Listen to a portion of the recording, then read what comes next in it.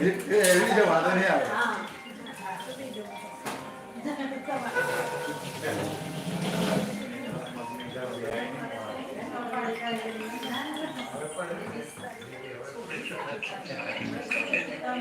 જય સચ્ચિદાનંદ.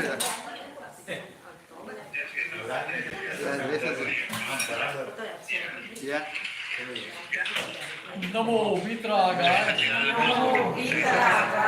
નમો અરિહંતાણમ નમો સિદ્ધાણમ નમો આયરિયાણમ નમો વજ્જાયાણમ નમો લોએ સૌ સાહુણમ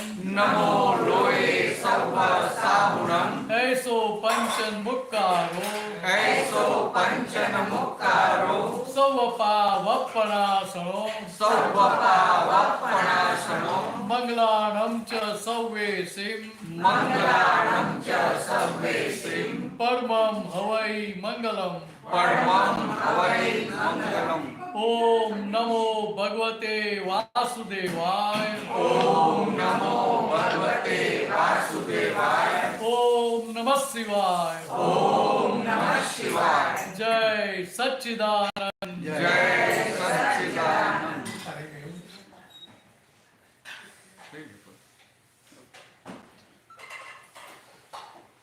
એક પર લઈ લઈએ પછી આપણે ત્રણે કાળે અરિહંત મહાઉપકારી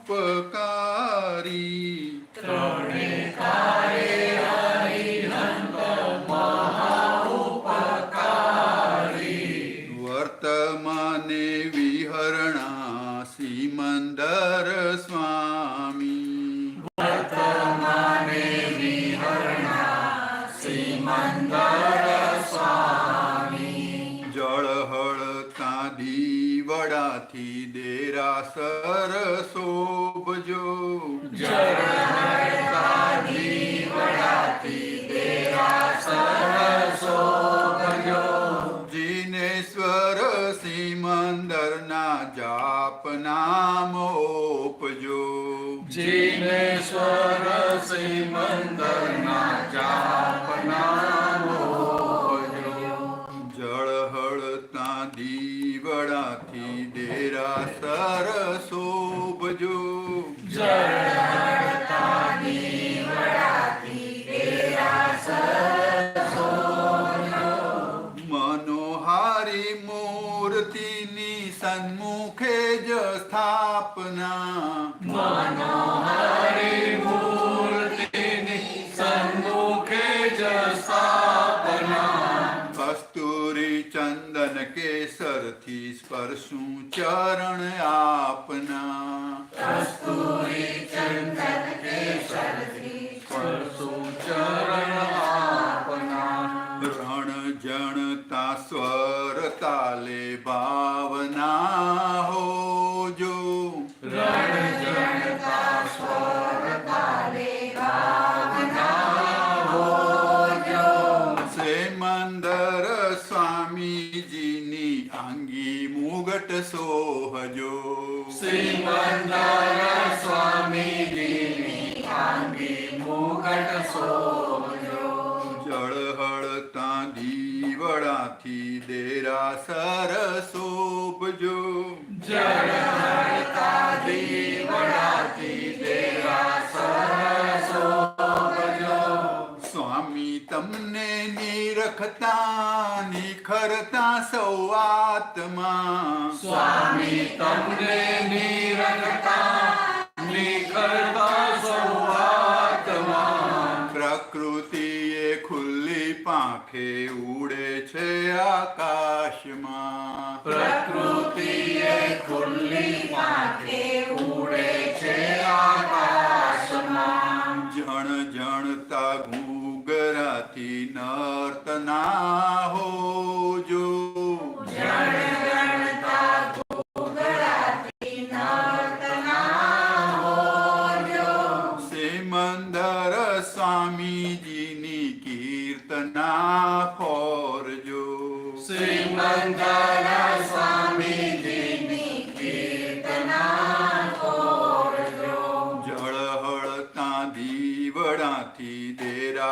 સિમંદર શોભજો. જળ હળતા દીવડાથી દેરાસર શોભજો. ભડકે બળતા કળી કાળે શીતલકારી સિમંદર. ભડકે ભળતા કળી કાળે શીતલકારી સિમંદર. વર્તમાને મોક્ષાશ્રવથી બાહ્યાંતરમાં છુમંતર. વર્તમાને મોક્ષાશ્રવથી બાહ્યાંતરમાં છુમંતર. કણ કણમાં આત્માના આવિષ્કાર હોજો.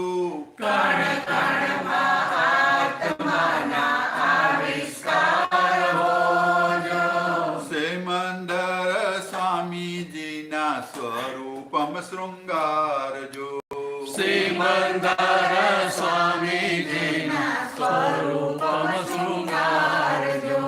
જળ હળતા દીવડાથી દેરાસર શોભજો. જળ હળતા દીવડાથી દેરાસર શોભજો. નિતારેલી સુરભીની આરતી ઉછાળજો. નિતારેલી સુરભીની આરતી ઉછાળજો. ખમકી તમ ઉછેરતા ટહુકાર સુણજો. સંકીર્તન ઉછેરતા ટહુકાર સુણજો. તન મનમાં અરિહંત મૂર્ત મૂર્તા મોક્ષ છો. તન મનમાં હરિહંત મૂર્ત મૂર્ત મોક્ષ જો. દાદાશ્રીની સાક્ષીએ દર્શના અજોડ છો. દાદાજીની સાક્ષીએ દર્શના જોડજો. જળ હળતા દીવડાથી દેરાસર શોભજો. જળ હળતા દીવડાથી દેરાસર શોભજો. આખીએ જીવરાશિને શાસન રસિયા કરવાની. આખીએ જીવરાશિને શાસન રસિયા કરવાની. શક્તિ આપો હે વિતરાગી સર્વસ્વંબો શ્રીરામી. શક્તિ આપો હે વિતરાગી સર્વસ્વંબો શ્રીરામી. સણ સણતા વાયરાના તીરનું લક્ષ જો. સણ સણતા વાયરાના તીરનું લક્ષજો. બ્રહ્માંડો વિંદતા કૈવલ્ય દીપજો. બ્રહ્માંડ વિંદતા કૈવલ્ય દીપજો. જળ હળતા દીવડાથી દેરાસર શોભજો. જળ હળતા દીવડાથી દેરાસર શોભજો. જેને સ્વર સિમંદરના જાપ નામ ઓપજો. જીનેશ્વર સિમંદરના જાપ નામ ઓપજો. ત્રણે કાળે અરિહંત મહાઉપકારી. ત્રણે કાળે અરિહંત મહાઉપકારી. વર્તમાને વિહરણા સિમંદર સ્વામી. વર્તમાને વિહરણા સિમંદર સ્વામી. જય સચ્ચિદાનંદ. જય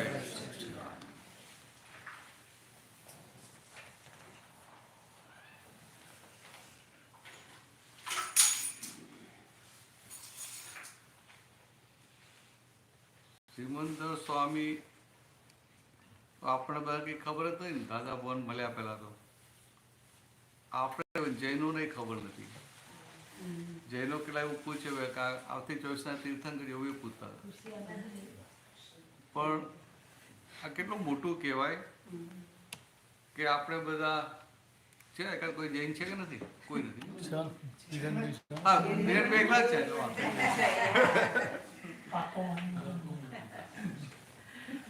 પાકો અમે એટલે કાચો વાળી કોઈ હોય ખરો?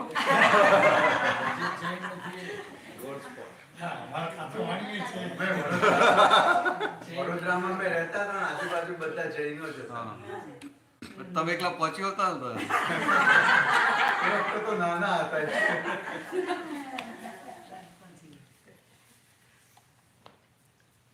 એટલે આ એક ખાલી સમજવા માટે કે આપણને દાદા મળ્યા, આપણને જૈનોનું કંઈ ખબર હતી નહીં, સિમંદર સ્વામી કોણ એ ખબર નથી, પણ દાદાએ જે દ્રષ્ટિ આપી તો સિમંદર સ્વામી ભક્તિ ઊભી થઈ ગઈ. સિમંદર સ્વામી માટે આમ પૂરી શ્રદ્ધા, પાકી શ્રદ્ધા બેસી ગઈ ને એને થાય કે ચાલો ભાઈ આ મહાવિદ્ય ક્ષેત્રમાં જઈશું. તો કે આ આપણે તો જોયા જ નથી ને, પણ દાદાએ આપણને જે નિજ સ્વરૂપનું સુખ ચખાડ્યું એના આધારે આપણને સિમંદર સ્વામી ભક્તિ ઊભી થઈ. આ સુખ ચખાડ્યું એટલે એમાં પાછા શરૂઆતમાં તો અમે લોકો આવેલા ને નાના 22 વર્ષનું, તો દાદા મહેસાણા જાય તો અમે સાથે એક પેલી હતી મેટાડોર હતી, મેટાડોરમાં જઈએ, 1-2 મેટાડોર હતી, એકાદ ગાડી હોય જોડે. અમને બધા શું આખી ભક્તિ આપણે બધું દાદા માટે જ હોય. શ્રીમદ કહ્યા કે ભાઈ આ જૈનોના ભગવાન છે એમ. તો દાદા જુએ કે હારું આ છોકરાઓને બધાને એક આપતો નામ નતા પડે કે બધા છોકરાઓને કે આમ આ સિમંદર સ્વામી માટે જેમ અહોભાવ પૂજ્ય ભાવ હોય દેખાતો નથી એમ. તો દાદા કશું એવું ના કહે કે ભાઈ અમને તમે આમ કરો કે આમ કરો. દાદા પોતે સાષ્ટાંગ દંડવત કરે સિમંદર સ્વામી. હવે દાદા કરે એટલે ભાઈ બધાને કરવા પડે. આજે દાદાની જે રીત હતી ને આમ, પછી દાદા બેઠા હતા બેસભાઈ બોલે એટલે એક વખતે પેલું ગાતા હતા, આજનો લાવો લીજીએ રે કાલ કોને દીઠી છે, અમારે સિરે દાદા ભગવાન. તો દાદા કે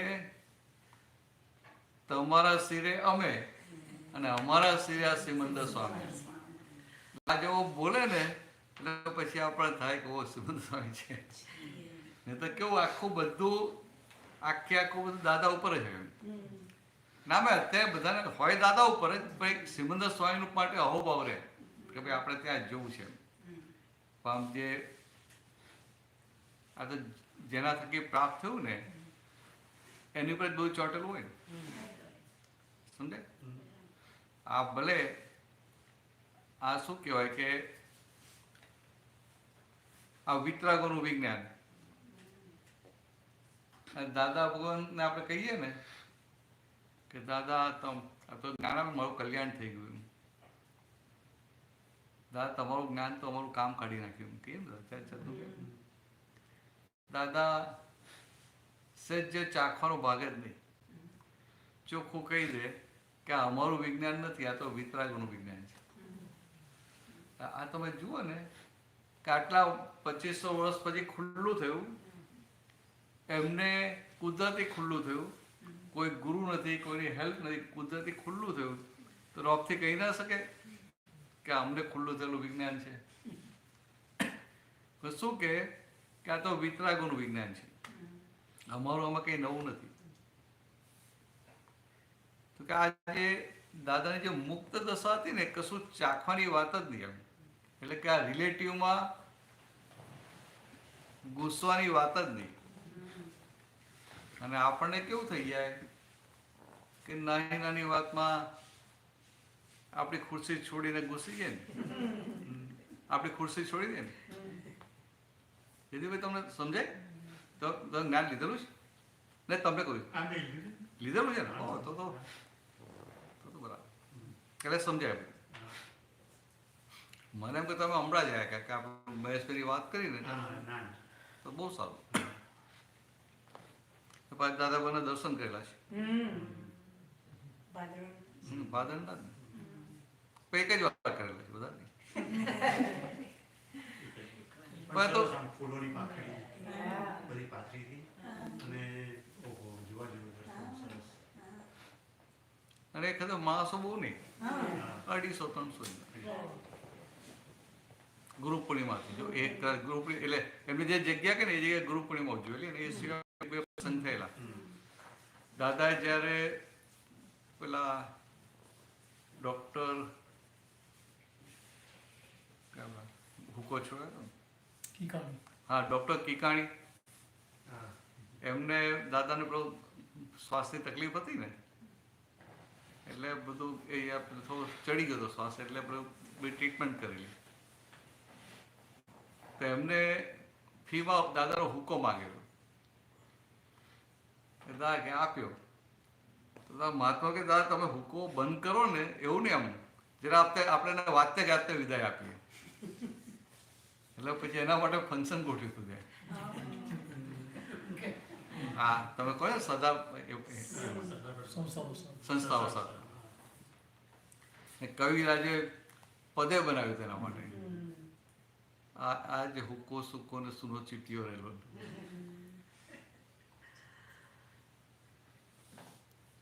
તો આ જે એમની જે દશા હતી ને તો કે હુક્કાનું પણ જે આવ્યું તો પેલા ડોક્ટરે કહ્યું કે આ અમને આપી દો.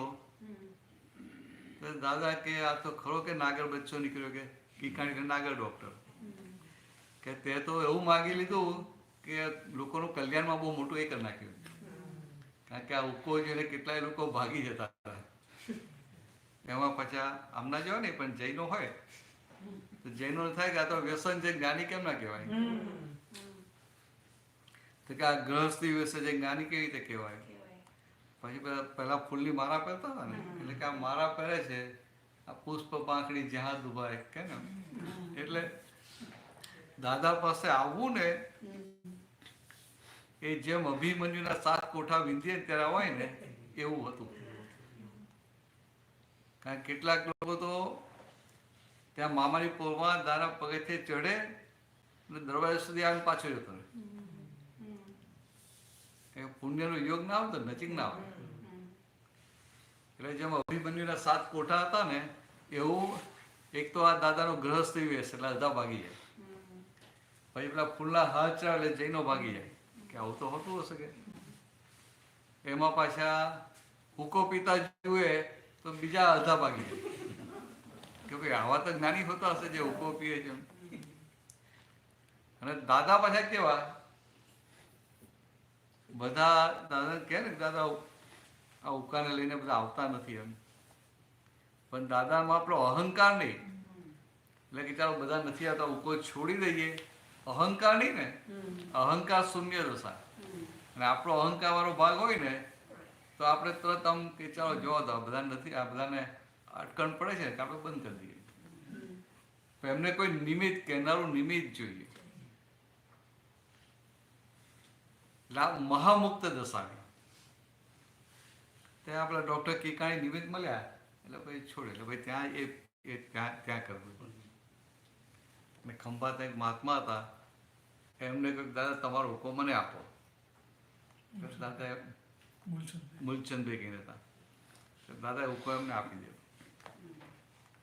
અત્યારે મહાત્મા છે એમના દીકરા હતા, દીકરા છે. પછી એમને થયું કે આ હુકો મારે ઘરે પડી રહ્યો છે એના કરતાં કેલનપુરી આટલી દાદાની સમાધિ છે તે જ જગ્યાએ સચવાય તો સારું. એટલે પાછા ત્યાં આપીએ ગયા કેલનપુરી.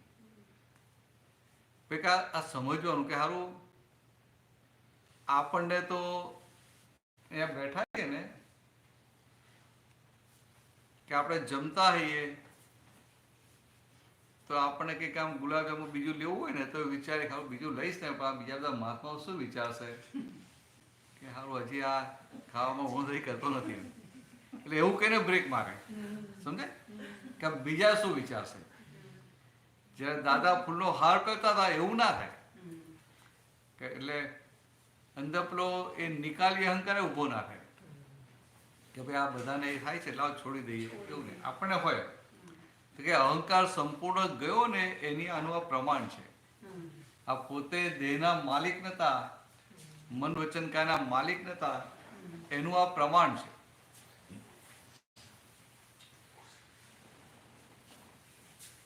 આવશે નીચે.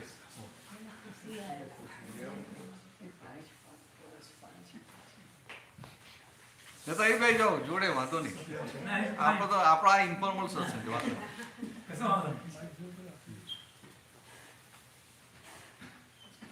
એટલે આમ ખ્યાલ આવે કે મન વચન કાયના માલિક નથી. આપણે શુદ્ધાત્મા થઈ ગયા, ફાઇલ નંબર 1 નો વ્યવહાર એમાં કેટલો માથાકૂટ કરીએ કે ના કરીએ? આપણો સત્સંગની 4 દિવાલમાં જે વ્યવહાર હોય અને બહાર ક્યાંક ગયા જ્યાં કોઈ આપણે ઓળખતું નથી, એ બંને વ્યવહારમાં કેટલો ફરક હોય? તો ભાઈ સમજાય? આ ફરક ગયો એટલે આપણું કામ થઈ ગયું. સત્સંગની 4 દિવાલની વચ્ચે અને બહાર ક્યાંક ગયા જ્યાં કોઈ જાણતું નથી, તો કે આપણે વ્યવહાર નોર્મલ થઈ ગયો બંનેમાં, એટલે કામ થઈ ગયું. ના સમજ્યું?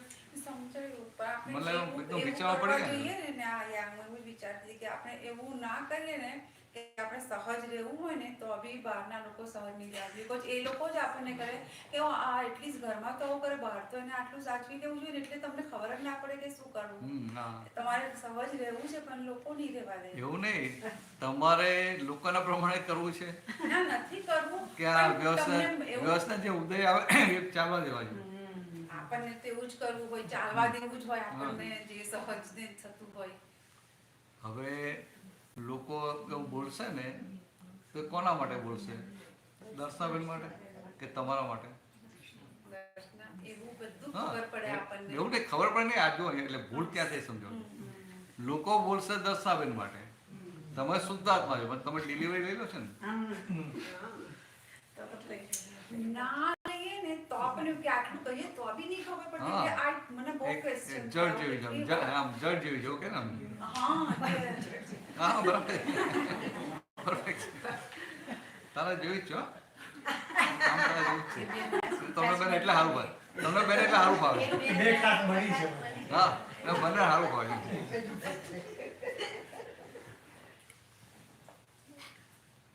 એટલે આ તો બરાબર છે. એટલે આ જગત એવું જ હોય. જગત કેવું હોય કે તમે આમ કરો તો આમનું બોલે, આમનું કરો તો આમનું બોલે.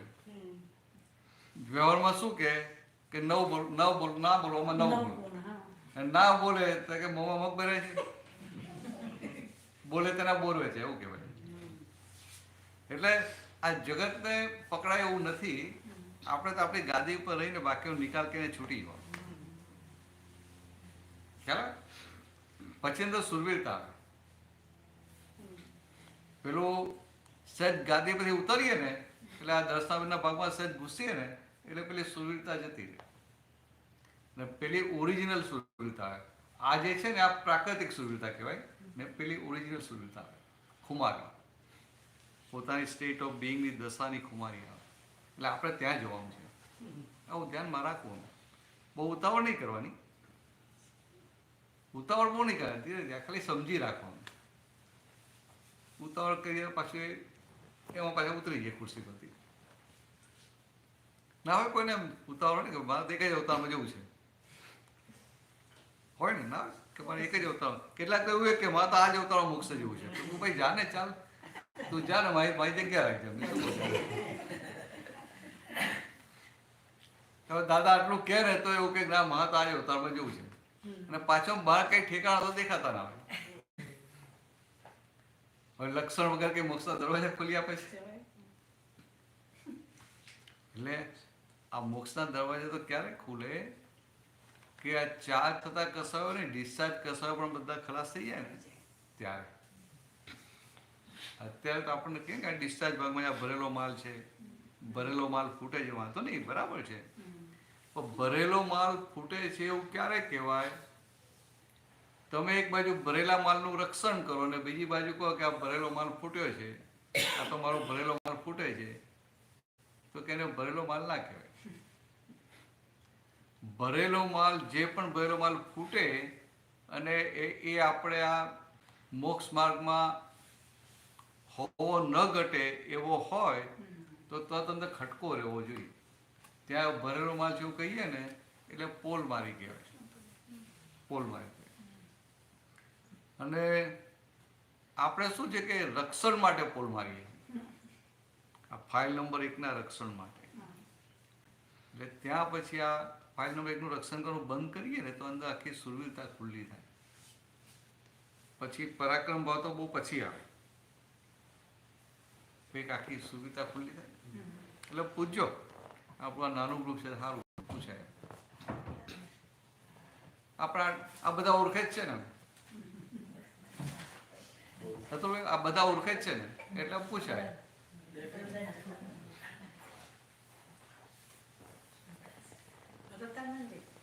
મુશ્કેલીના સમયમાં કયા કયા જ્ઞાન સૂત્રો આપણે વાપરવા? જો પહેલામાં પહેલું તો આપણને મુશ્કેલીને ખસેડવાનું મન કેમ થાય? નથી ગમતી એટલે સરોજબેન થઈ જાવ એટલે આ પાયાની વાત. સીધું આપણે પ્રિન્સિપલ જોવું પડે ને.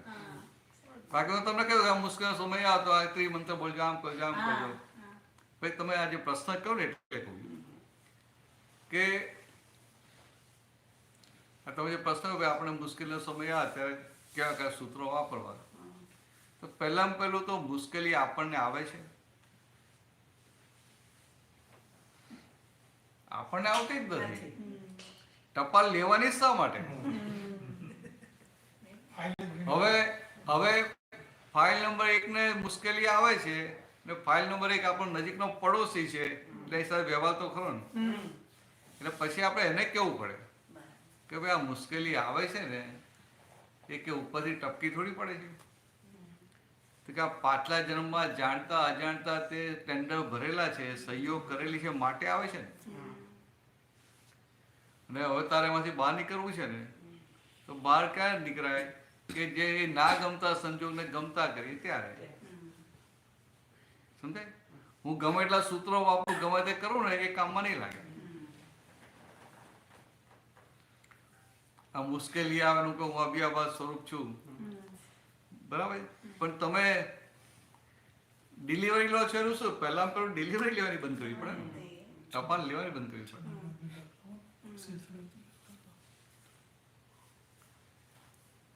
દાદા સાથે એકવાર ખંભાત જતા હતા, ચંદ્રકાંતભાઈ હતા. ચંદ્રકાંતની ગાડી ફિયાટ ગાડી હતી એ જમાનામાં. જતા હતા અને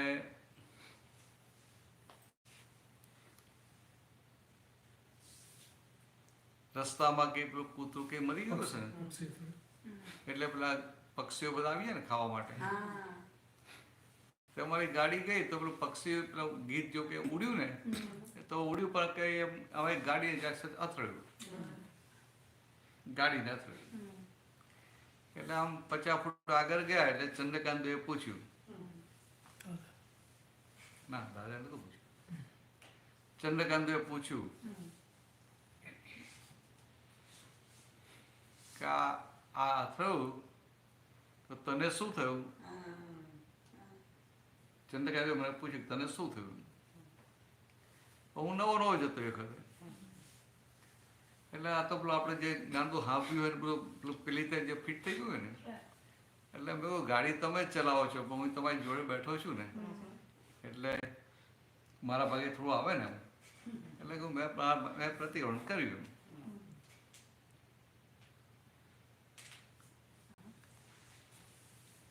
પછી ચંદ્રકાંત દેખાતે કીધું આ હું ગાડીમાં બેઠો છું એ થયું, હું સાથે છું એટલે મારો ભાગ આમ મારે પ્રતિક્રમણ કરવું પડે. તો કે આ જેવું થાય ને મારે પ્રતિક્રમણ કરવું પડે એની સાથે તો શુદ્ધાત્માની ગાદી પરથી ઉતરી ગયો. ચાલો એની સાથે શુદ્ધાત્માની ગાદી પરથી ઉતરી ગયો. હવે આમ વાત એટલી મોટી છે ભાઈ, અમને તો આમ રમતા રમતા કરી દીધા. મને એટલું વખત કે બહુ ગતાગમ નહીં પડેલી. દાદા તો કશું બોલ્યા જ નતા, એ આરામથી બેઠા હતા. કે ચંદ્રકાંત ભાઈ વચ્ચે હું હતો ને આપણે દાદા હતા. દાદા તો પછી આમ સંકોચીને બેસી જાય એટલે પેલું દાદાનું એ તો સારું આપણે કલ્પના ના આવે. એ ગીત ગીતના કરમ એવા ને કે એને ભોગવવાનું હતું ને એ બધી વસ્તુ બરાબર છે. ચંદ્રકાંતભાઈ મને શું કહ્યું, તને શું થયું, આજે સંજોગ બન્યો એમાં તને શું થયું? તો મેં કહ્યું મેં આ પ્રતિક્રમણ કર્યું. તો એમનું કહેવાનું શું હતું કે મારાથી એક્સિડન્ટ થઈ ગયો, મારે પ્રતિક્રમણ કરવાનું છે. આ શું થયું? તો કે આપણે શુદ્ધાત્માની ગાદી પરથી નીચે ઉતરી ગયા. શુદ્ધાત્માની ગાદી પર નીચે ઉતરી ગયા એટલે કે આપણી ગાદી છોડી અને આ બીજાની બાઉન્ડ્રીમાં ગયા ને, બીજાની બાઉન્ડ્રીમાં ઘૂસીએ એને શું કહેવાય? અતિક્રમણ કે ગુજરાતીમાં ટેસ્ટ પાછી ઇંગ્લિશમાં આપણું અતિક્રમણ. દસમાં બરાબર છે ને? તમારા મકાનની બાઉન્ડ્રી છે, બીજાના મકાનની બાઉન્ડ્રીમાં ઘૂસો ને એટલે અતિક્રમણ કહેવાય. તો કે પહેલા કેવું પ્રતિક્રમણ કરવાનું હોય? તો કે આ બીજાની બાઉન્ડ્રીમાં ઘૂસ્યા એનું પહેલું પ્રતિક્રમણ કરવાનું. હવે એનું પ્રતિક્રમણ તો દેખાતું જ નથી અને હું થાય કે મારાથી આ થયું ને આ પક્ષીને આમ થયું ને આમ થયું અને ઈજા થઈ કે મને દુઃખ થયું, એ બધું કરવા જેવું. પણ હું બીજાની બાઉન્ડ્રીમાં ઘૂસી ગયો એ અતિક્રમણ, એનું તો પ્રતિક્રમણ થતું જ નથી. એટલે દાદા શું કે પહેલામાં પહેલું પ્રતિક્રમણ ક્યાં કરવાનું હોય? તો ક્યાં તારું અતિક્રમણ ક્યાં થયું? તો બીજાની બાઉન્ડ્રીમાં ઘૂસી ગયો એ ત્યાંથી પાછો તારી બાઉન્ડ્રીમાં આવી ગયા. એટલે એ મોટું પ્રતિક્રમણ. પછી એ પ્રતિક્રમણ થાય ત્યારે ફાઇલ નંબર 1 ને કહેવાય કે ભાઈ આ જો ને પેલા દુઃખ થયું, માફી માંગી લે. એ તો સેકન્ડરી છે. એટલે આપણે શું કરીએ છીએ? પાછલી ભૂલોના પ્રતિક્રમણ કરીએ છીએ અને વર્તમાનની ભૂલોના પ્રતિક્રમણ ચૂકી જઈએ. સમજાય? તમને આ બધી વાતો ગમશે નહીં, પણ ખાલી બરાબર છે. સરસ. That's right. આપણે પાછલી ભૂલોના પ્રતિક્રમણ કરીએ, સમજાય? પણ આ વર્તમાનમાં જે ભૂલ થાય છે એટલે કે આપણી ગાદી પરથી ઉતરી જઈએ છીએ, આજ્ઞા ચૂકી જઈએ, એ બધી વર્તમાનતાની ભૂલો કહેવાય. વર્તમાનની ભૂલો બધી ચૂકી જઈએ, પાછલી ભૂલોના પ્રતિક્રમણ કર્યા કરીએ. પાછું એવું બધું આપણે તો બોલીએ ને કે દાદા ભગવાને કહ્યું છે કે આમ કે મોક્ષના છેલ્લે જતા પહેલા કલાક પહેલા લાખો દોષ હોય કે મારે તો બહુ બધા પ્રતિક્રમણ કરવાના છે, મારે આમ કરવાનું, મારે આમ કરવાનું છે. પાછા દાદાના જ વાક્યનો આધાર લઈએ અને આપણે થાય શું કે અમને વિજ્ઞાન બોલીને અમે તો વિજ્ઞાનમાં રહીએ છીએ. બીરેનભાઈ સમજાય? એટલે પૂછજો પણ તો એમાં કરવું શું જોઈએ? આપણે શુદ્ધાત્માની ગાદી પર બેઠા હોય તો પછી એમ જ નહીં કે ભાઈ આજે થયું એ થયું, મને કઈ નહીં. હું તો એવું નથી. નિશ્ચય ને વ્યવહાર બંને સાથે છે ને, બરાબર? એટલે કે પહેલા આપણે આપણી ગાદી પર આવી ગયા, શુદ્ધ આપણે અંદર રહ્યું કે હું શુદ્ધાત્મા. સમજાય? એટલે જે પેલું એકદમ ભરી લઈએ ને કે આમ મારાથી એક્સિડન્ટ થઈ ગયો, મારાથી આને ઈજા થઈ ગઈ, મારાથી આ પક્ષીને દુઃખ થઈ ગયું, એ ત્યાં આગળ આપણે પેલું પ્રતિક્રમણ થાય, ત્યાં છૂટા પડી જાય શુદ્ધાત્મા થઈ ગયા. પછી કહ્યું ને, પછી ફાઇલ નંબર 1 ને કેવું કે ભાઈ જો ને તમે આ ગાડી ચલાવતા બધા ધ્યાન રાખો, આને વાગ્યું, દુઃખ થયું, ચાલો કહીને માફી માંગી લો. એટલે ઇમોશનલ થયા વગર, સેન્સિટિવ થયા વગર નોર્માલિટીમાં આખું ચાલે. અને આપણે કેવા એકદમ ઇમોશનલ થઈએ, સેન્સિટિવ. આજે મારે આખા દિવસના પ્રતિક્રમણ બાકી રહી ગયા છે, બહુ બધું બાકી રહી ગયું. આજે મારે બહુ બધા પ્રોબ્લેમ થઈ ગયા, બહુ બધા સાથે મારા અથડામણ થઈ ગયા, થાય ને મારે અથડામણ થઈ ગઈ. એટલે શું થયું? સીધા ગાદી પરથી ઉતરી પડી. કે પ્રતિબંધ થાય છે એ સારું છે, પણ પહેલું આ અંદર ગોઠવી લેવું પડે. દાદા પ્રતિબંધ આપ્યા છે એવા કે જનરલી ગોઠવી જ છે. પણ આ જે બધું થાય છે ને કે મારાથી થઈ ગયું, મારાથી કે આમ આ બહુને આવું કહેવાય ગયું ને એને બહુ દુઃખ થયું, એટલે એવું એટલું બધું પકડી રાખે ને, ઇમોશનલ થઈ જાય, સેન્સિટિવ થઈ જાય. કે આ બધું ના હોય. આપણે નોર્માલિટીમાં રહીએ, આપણી ગાદી પર આવી જઈએ અને પછી આને કહી ભાઈ જો માફી ચોખ્ખું કરી નાખીએ, કપડું ધોઈ નાખીએ, એવું સિમ્પલ કરી દેવાનું. કારણ કે આપણે જલેબી ખાતા ખાતા મોક્ષે જવાનું છે ને. ફ્લક્ચ્યુએટ થયા કરે. શુદ્ધાત્માની સીટ ઉપર આવી જઈએ પણ પછી પાછા જતા રહીએ, પછી એનો વાંધો નહીં, ભલે ને ફ્લક્ચ્યુએટ થાય. ના એવું નહીં. નહીં, એ ફ્લક્ચ્યુએટ ભલે થાય, આપણે એવું નથી, ફ્લક્ચ્યુએટ ભલે થાય, પણ ફ્લક્ચ્યુએટ થાય છે ત્યાં તમને જોવાનું મળે છે ને. હવે તમે કહો ફ્લક્ચ્યુએટ થાય તો જોશો શું પછી? ખોટા કર્મ કરવા હોય ત્યારે ફ્લક્ચ્યુએટ થઈ જાય. હા પછી સારા કર્મ કરવા હોય તો શુદ્ધાત્મા થઈ હા જાય. હા આ ચાલે છે, હા એવું કહેજો ને. પણ ચાલે જ છે આખી દુનિયામાં. એવું છે, આ કેવું છે કે જો એકવાર શુદ્ધાત્મા થયો ને એટલે પછી પેલાની બાઉન્ડ્રીમાં અતિક્રમણ થાય ને, અતિક્રમણ થતાની સાથે અંદરની નિરાકુરતા જતી રહે, અને નિરાકુરતા જાય ને એટલે એને બોજો લાગે બધાને. આ બધા મહાત્મા છે ને, ભલે ગમે એટલો કાચો હોય પણ એને તરત નિરાકુરતા જાય એટલે બોજો લાગે, અને પછી જો જાગ્રત તો ચેતી જાય કે મારી નિરાકુરતા ગઈ ને, કઈક ભૂલ થઈ છે, એટલે પાછો ગાદી પાઈ જાય, શુદ્ધાત્મા થઈ જાય. પણ જોજો તમને જ્યાં જ્યાં આપણે ગાદી પરથી ઉતરી જઈએ ત્યાં ત્યાં તરત પેલી નિરાકુરતા ખસે. એટલે નિરાકુરતા ખસી એટલે સમજો કે આપણી ભૂલ થઈ, એટલે તરત જોઈ લેવાનું, પાછું ગાદી પર ચડી લેવાનું. કારણ કે બીજા કોઈ ચડી નથી લેવાનું આપણી ગાદી પર, પણ છતાંય ગાદી ખાલી ના રાખાય ને. આ ગવર્મેન્ટમાં નથી રાખતા ને, કન્ટ્રીમાં કોઈ પ્રેસિડેન્ટ હોય તો બાય ચાન્સ પેશન્ટ એક્સપાયર થઈ ગયો તો ઇમિડિયેટલી પેલો આવી જ જાય, એક સમય ખાલી ના રાખે, તો બીજો આમ એનો શપથ લઈ લે. તો અહીંયા તો આપણે એલર્ટ રહેવાનું, એટલે પૂછજો, બરાબર છે? હા, એટલે આ શરીરમાં દુખતું તો આપણને શું થાય? મને દુખે છે, મને દુખે, મને દુખે. પછી કે મને દુખે શું કરું? તો એ ના રાખે, હું તો આ સમજેકારો બોલું ને એટલે પછી મટી જાય. આ ત્રિમંત્રો બોલું, આમ કરું, આમ કરું. પછી હું તો બેઠા બેઠા પદો ગયું કે આ દાદાની આમ કેસેટો સાંભળું, એટલે આવું બધું થાય. પણ જે પેલું પકડી લે છે મને દુખે છે, મને થયું, એમાંથી ખસવાનું છે. આ તો નાની નાની વાતમાં હોય.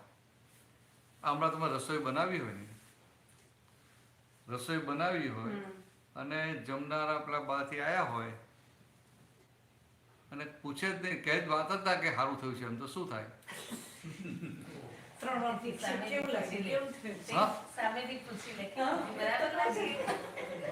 હા, એટલે અંદર કેવી હજી જે પાછલી બિલીફોની અસર કેટલી છે કે આ રસોઈ મેં બનાવી, ભલે નિકાલી ભાગ છે પણ કેટલી અસર કરે છે ને. એમાં જો 2-3 જણ બનાવ્યું હોય ને અને એને શાક બનાવ્યું હોય તો એને ભજીયા બનાવ્યા હોય, કોઈ ભજીયાની વાત જ ના કરે તો પાછું પૂછે કે ભજીયા કેવા થાય છે?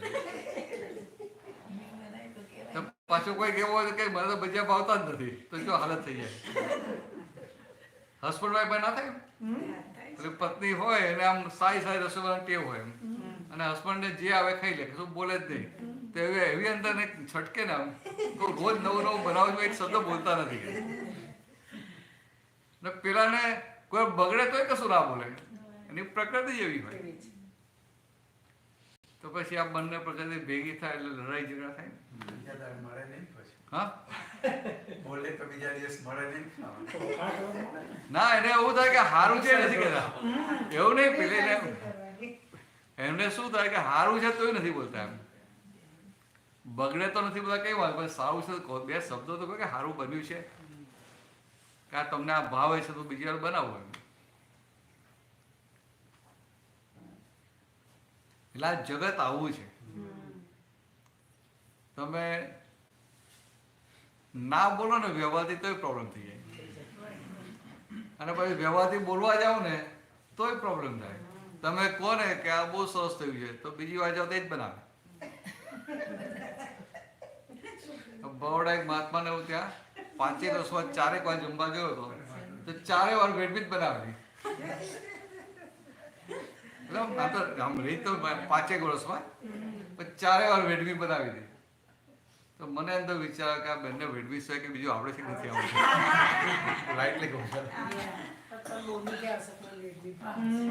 ના,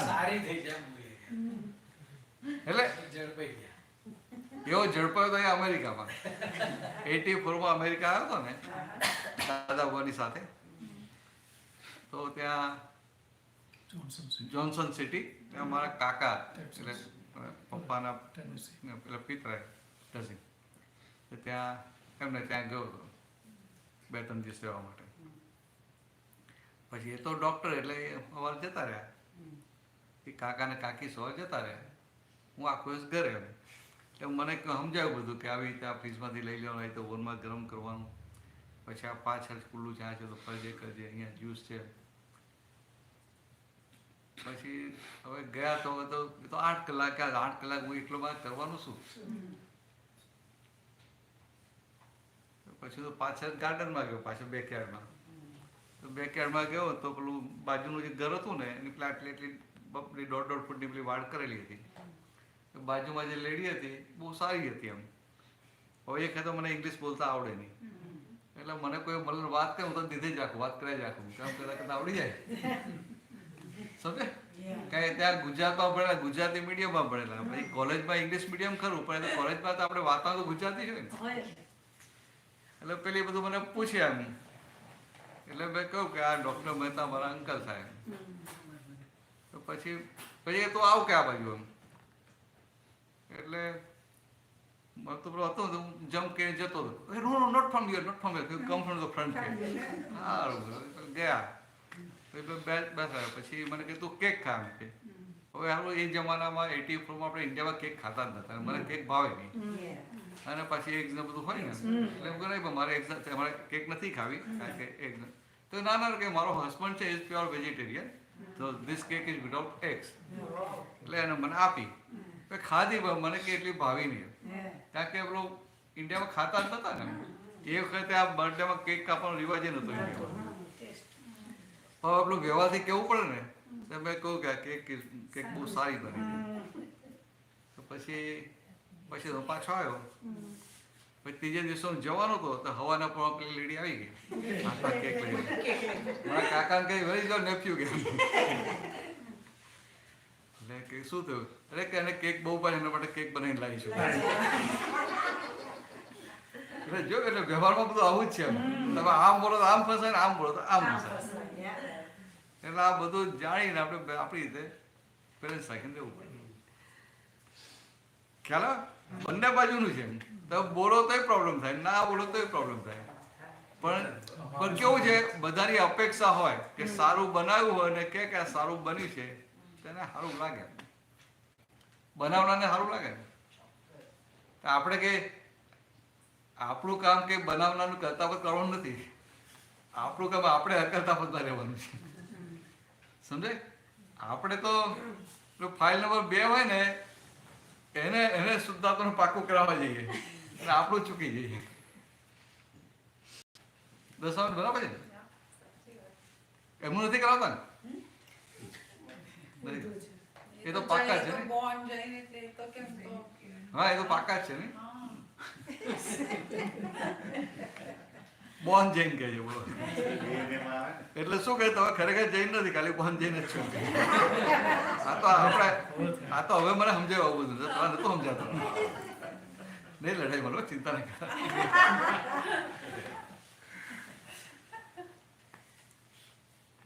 એટલે પૂછજો એ વાતો કરી.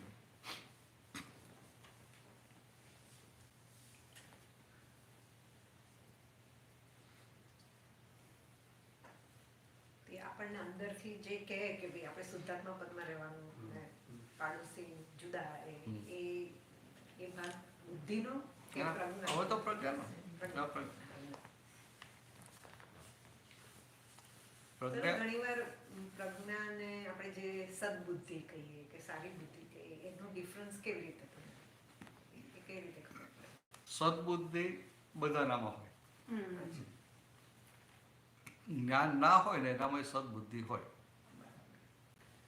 જ્ઞાન ના હોય એનો વ્યવહાર આપણા કરતા સારો હોઈ શકે. શું? એનો વ્યવહાર આપણા કરતા સારો હોઈ શકે. પણ આ પ્રજ્ઞા ક્યારે જાગૃત થાય?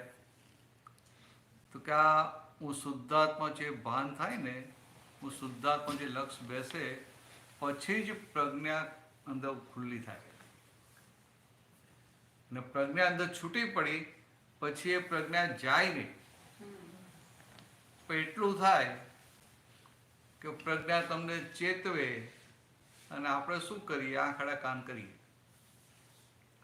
પ્રજ્ઞાનું સાંભળીએ નહીં ને. એટલે પ્રજ્ઞાની ઉપર આવરણ આવતા જાય. પ્રજ્ઞા જતી ના રહે, પ્રજ્ઞા ખસી ના જાય, પણ પ્રજ્ઞા ઉપર આવરણ આવે. એટલે પછી એવું 2, 4, 5 વારનું વાત સાંભળી નહીં એટલે આવરણ વધી જાય. એટલે પછી એ પ્રજ્ઞા ચેતવે ને તો એ આવરણને લઈને ખબર પડે ને, આવરણ લઈને ખબર પડે ને. એટલે જ્ઞાન પછી બીજા દિવસે કેટલો આનંદ ઉલ્લાસ હોય કે ના હોય? પછી ધીરે ધીરે એ થોડું ડાઉન જાય કે ના જાય? શુદ્ધાત્મા જ રહે પણ ઉલ્લાસ ડાઉન જાય. કેમ? તો કે પછી જે પ્રજ્ઞા ચેતો કરે ને તો થોડું સાંભળે ને થોડું ના સાંભળે. એટલે પ્રજ્ઞાનું લાઈટ, પ્રજ્ઞાનું જે એની પર આવરણ આવે ને એટલે એ ખસી ના જાય. પછી થાય શું કે ભાઈ થોડો વખત જાય ને આ પ્રજ્ઞાનું સાંભળે નહીં એટલે પછી સંસારમાં માર તો ખાવો પડે ને. એટલે પાછો માર ખાય એટલે પાછું પ્રજ્ઞા ઉપરનું આવરણ હટે. અને આમ જે જાગ્રત હોય એ પ્રજ્ઞા જ્યારે પણ ચેતવે, નાની નાની વાતમાં ચેતવે ને તો તરત એના પક્ષમાં બેસી જાય. એટલે પ્રજ્ઞાના પક્ષમાં જેવા બેસે એટલે તરત નિરાકૃતા ખુલ્લી થાય, નિરાકૃતા ખુલ્લી થાય. અને આ જે પેલું જગતના લોકો હોય એ સદબુદ્ધિ બતાવે, કારણ કે વ્યવહાર ડેવલપ થયેલો, અહંકારો ડેવલપ થયેલો હોય, શુભ અહંકાર, તો એ બુદ્ધિ એવી સારી હોય તો શું થાય કે એ સદબુદ્ધિને ફોલો કરે એટલે એને અંદર મનમાં શાંતિ. અને આ પ્રજ્ઞાવાળો ભાગ ચેતવે એટલે નિરાકૃતા રહે. આટલો મોટો ડિફરન્સ થાય. પણ સદબુદ્ધિ કોઈને પણ હોઈ શકે. આ એના બુરિયા હોય ને એને હોઈ શકે. અને ઇન્ડિયામાં હોઈ શકે.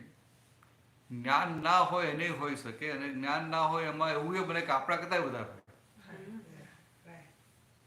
તમે એનો વ્યવહાર જુઓ ને, વ્યવહાર એટલો સુંદર હોય, કોઈને દુઃખ ના થાય, બધાની સાથે એડજસ્ટમેન્ટ લઈ લેતો હોય ને બધાનો પ્રેમે જીતી લે. પણ પેલી પુણ્ય ના હોય કે એને જ્ઞાન ભેગું થાય. એટલે આપણે બધા પુણ્ય વાળા ખરા, પણ બીજું ડેવલપમેન્ટ એટલે કે ઉપાદાન લઈને નહીં આવેલા. આપણે જ્ઞાન મળ્યું ને એનું કારણ આ કે પાછું કેટલા આવતા નક્કી કર્યું કે આવું જ્ઞાન જોઈએ. અને પુણ્ય, અને પાછું પુણ્ય વપરાય છે એમાં તો કે આમાં વપરાય. એટલે આ જ્ઞાન ને જ્ઞાની બધું ભેગા થયા. એટલે જ્ઞાનીની આ દાદાની દ્રષ્ટિ પ્રાપ્ત થઈ. એટલે પુનસારી ખરા, પણ બીજું હજી એ ઉપાદાન નહોતું. એટલે દાદા ભગવાન એને શું કહેતા હતા કે પાત્રતા વગર જ્ઞાન મળ્યું છે, કૃપાથી. પાત્રતા નથી. એટલે આપણામાં ક્યાંથી પાત્રતા હોય? એમની હોય, જૈનોની હોય. એવું કેવી રીતે તમે કહી શકો કે જૈનોની હોય પાત્રતા? તમને ના ગમે? તમારા હસબન્ડ ફાઇલ નંબર 2 તોય ના ગમે તમને? ના, એવું કે મને પૂછું છું કે એટલે એ ખાલી લોકો ગમત કહું જૈનમાં કે હું બહુ- ફાઇલ નંબર 2 જૈન છે તોય તમને ના ગમ્યું. ના, હું એમના વખાણ તો તમને ગમવું જોઈએ ને. ના, એવું નથી. એના વખાણ નહીં કરવાના. એ જૈન એ તો પછી આવ્યો, પણ મને પહેલા જ હતું કે એ લોકો જૈનો થયા તો બધા કઈ મોક્ષના અધિકારી થઈ ગયા ને એવું કેમ કહેતા એ લોકો કે બધા એ ના ના, કે બહુ જ ઊંચો ધર્મ ને એ લોકો ના, ઊંચો ધર્મ એટલે જો ઊંચો ધર્મ કેવી રીતે છે દર્શાબેન, એ આખી વાત આખી જુદી છે. ધર્મ ઊંચો કોને કહેવાય? ધર્મ ઊંચો કોને કહેવાય? એકદમ સ્થૂળ ભાષામાં વાત કરીએ ને, જે ધર્મમાં હિંસા ઓછી હોય એ ધર્મ ઊંચો કહેવાય. ખ્યાલ? હવે તમે મુસલમાન હોય તો હિંસા હોય કે ના હોય? બકરી કાપે ને બકરીદને દિવસે. ક્રિશ્ચિયનોમાં બધી હિંસા હોય કે ના હોય? હવે હિન્દુઓમાં હોય, અમુક લોકો ખાય અમુક ના ખાય. પણ આમ ઓવરઓલ તમે ધર્મમાં જુઓ તો ધર્મમાં હિંસાની વાત ના હોય. ખ્યાલ? એટલે જેટલી હિંસા ઓછી એટલો એ ધર્મ ઉપર કહેવાય. હવે આ જૈન ધર્મ છે તેમાં આ નાના જીવોની હિંસા ના કરે કે પેલું કંદમૂરે ના ખાય, એટલે જરા વધારે રિફાઇન કરીને ત્યાં સુધી હિંસા ના થાય ને, એટલે એ રીતે એને એ ધર્મને ઊંચો કર્યો. પણ જૈનોને ઊંચા નથી ગયા. તમે ઊંધું ના માની લેતા, હા, મને તો ખબર જ છે. ખબર જ છે.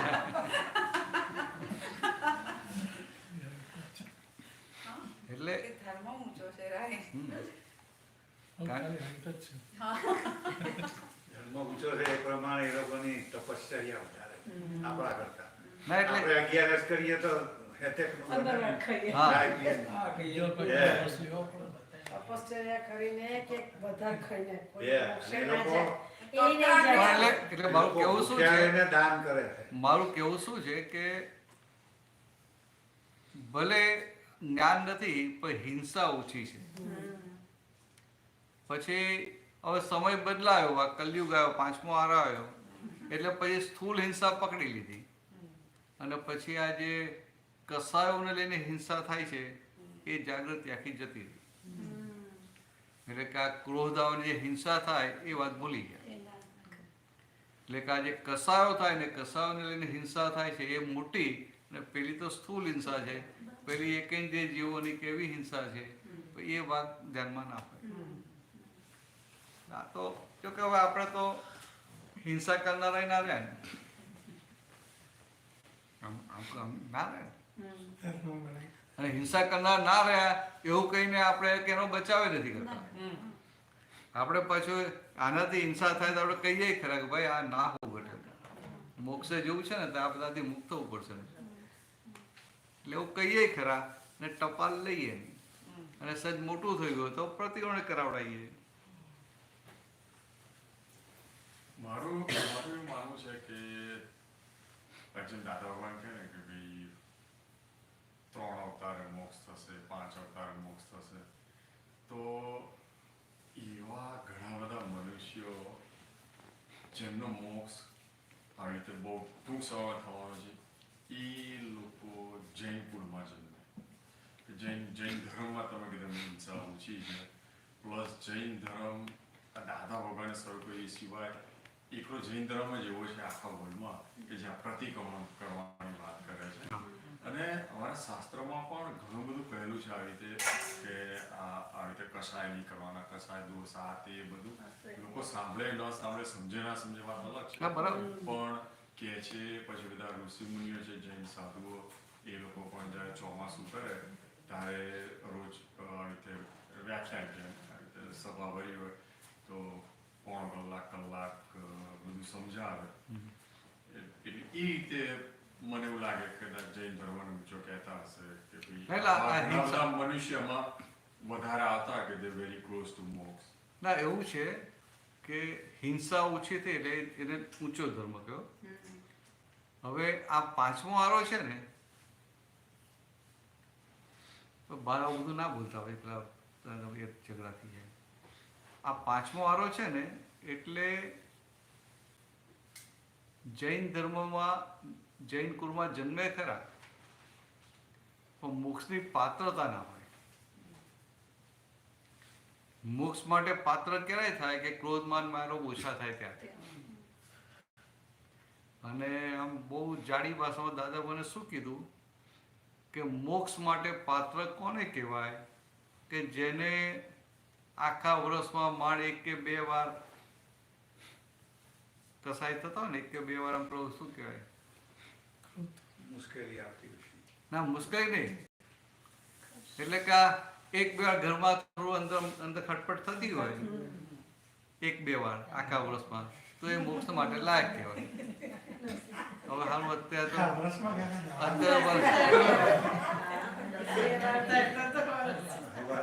શું કહો છો દાદાએ વરસમાં કહેલું, પાછળ દાડામાં એ પણ દાડામાં વધી જાય. હા, તો આ લાઇટલી વાત કરું. દાદા ભગવાન વાત કરતા હતા એક વાર કે સુવાનું તો કેટલું હોય, કેમ કે 2-2.5 કલાક હોય આમ એટલે કે આ શરીરને જે થાક લાગે ને એ તો કે 1.5 કલાકમાં પતી જાય, અને બીજો મનનો થાક હોય એટલે કે 2.5-3 કલાક તો સુવાનું બહુ થઈ ગયું. તો હવે આપ તો અંદાજે વાત કરતા કે આ દાદા આવું કીધું કે બીજા પારસી આપતા પૂછતા હતા ને એ ધીરેને મમરો મૂક્યો કે રાતે કે બપોરે.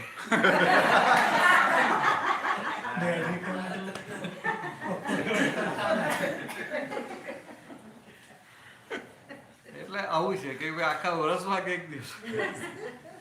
ના પણ બિરેનભાઈ કીધું ને એ વસ્તુ થોડી ઘણી સાચી છે.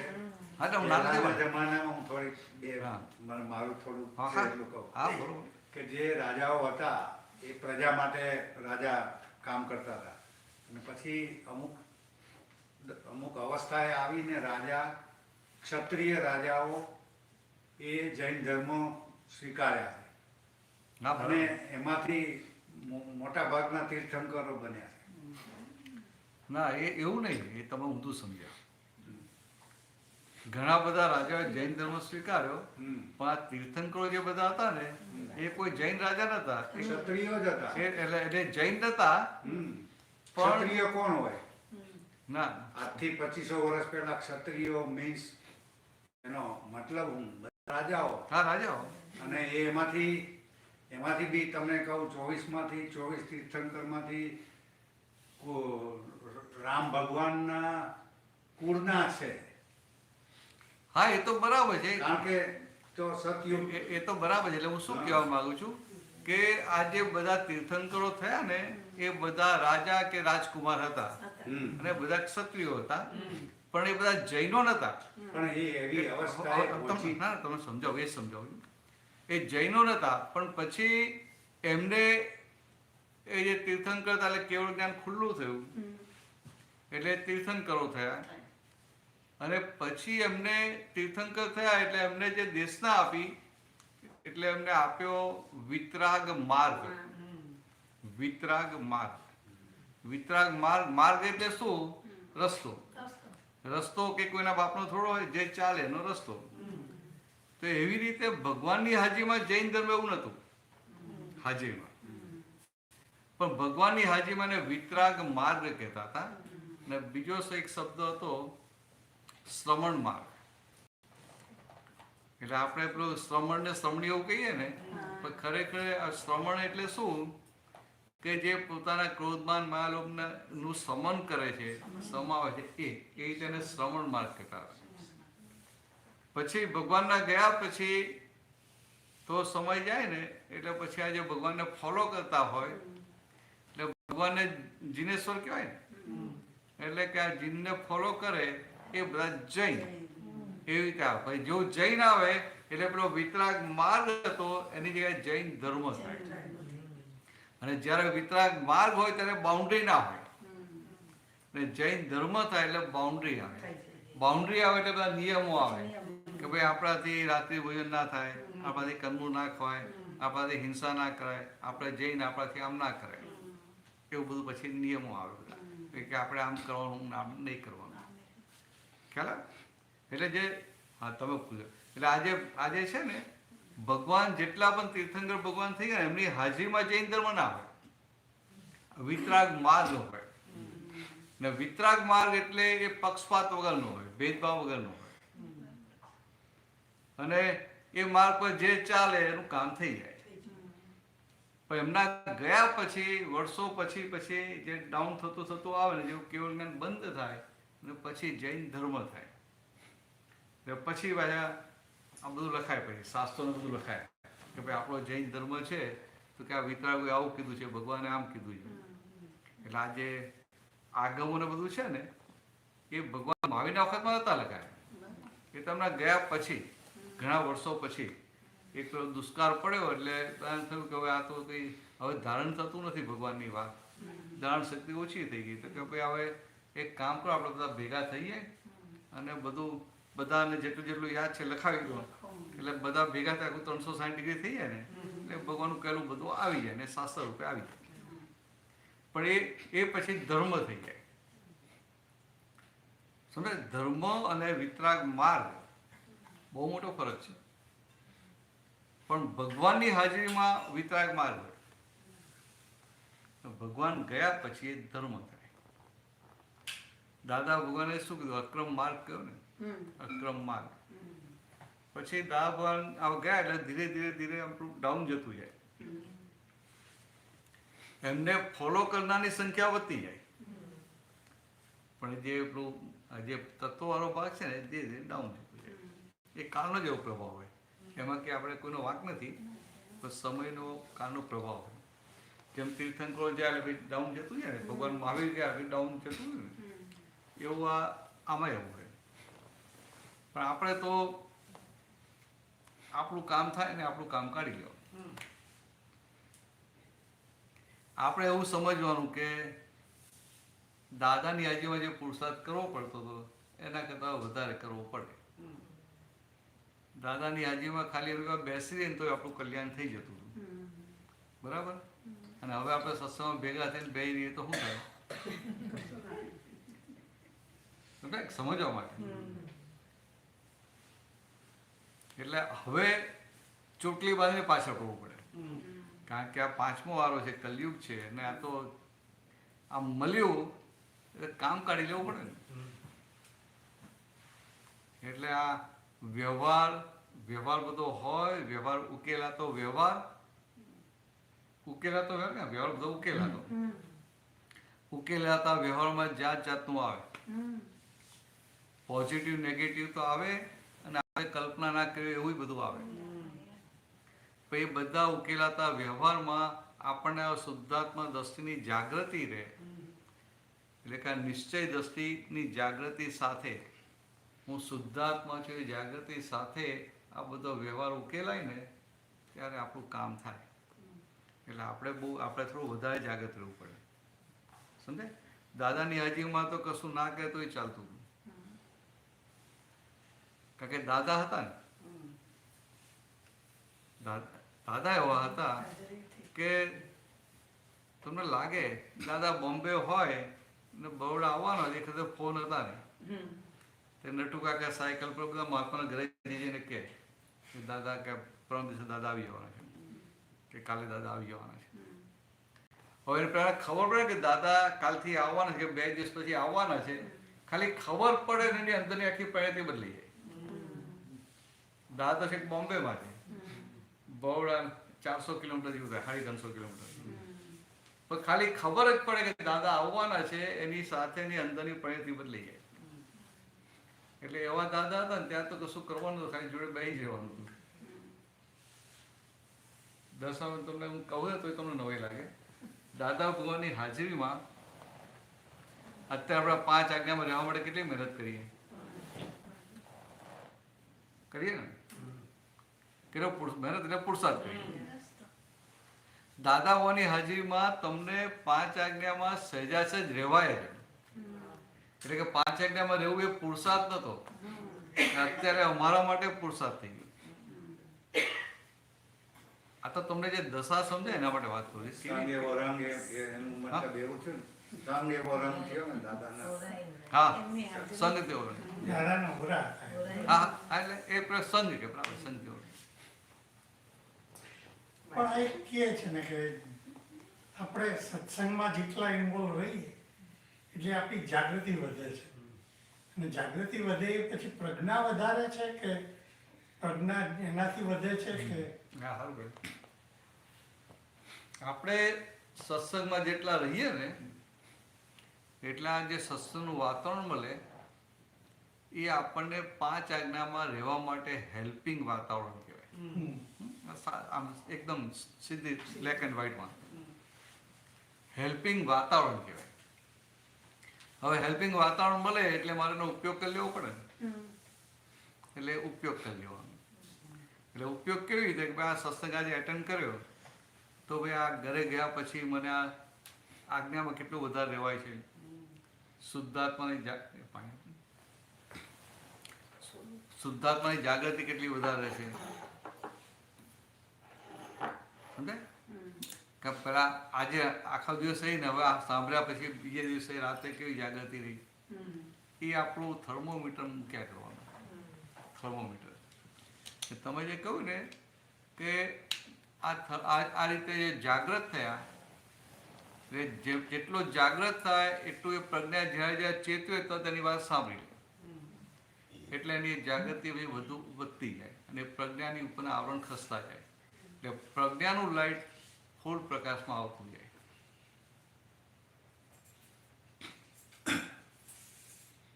કસાયો એટલે ઈચ્છાઓ કે શું? કસાયો એટલે ક્રોધ માન માયા લોભ. ઈચ્છાઓ નહીં, ક્રોધ માન માયા લોભ. કસાય એટલે આમ કસા ઈ ખબર છે ને, કસાઈ એટલે બુચર. તો કે આ ક્રોધમાન માયા લોભ શું કરે તો કે આત્માને હણે છે એટલે એને કસાય કહે. આવું છે. પણ આપણો પછી હવે તો કસાયો આવ્યો ને એટલે પછી આપણને થાય કે શું છે, આત્માને ખુલ્લો થવા નથી દેતા ને, એટલે એ રીતે કસાય. એટલે આપણને આ અજ્ઞાનતાને લઈને જે ક્રોધમાન માયલોપ થાય છે, અજ્ઞાનતા છે ત્યાં, એટલે કે પોતાના નિસ્વરૂપનું ભાન નથી, એટલે કે નિકાલી ક્રોધમાન માયલોપ નહીં, ચાર્જ થતા ક્રોધમાન માયલોપ. એટલે ચાર્જ થતા ક્રોધમાન માયાલોભને કસાયો કહેવાય. પછી હું ખાલી તમને કહું ને ક્રોધમાન માયાલોભ, તો તમે કહો કે આ તો બધા કસાય થઈ, તો ભાઈ મહાત્મા કે હજુ કસાય થાય છે કે બોલાય બધા. ખરેખર એવું બોલાય નહીં, કારણ કે તમે જેવું બોલો ને એવું થઈ જાય.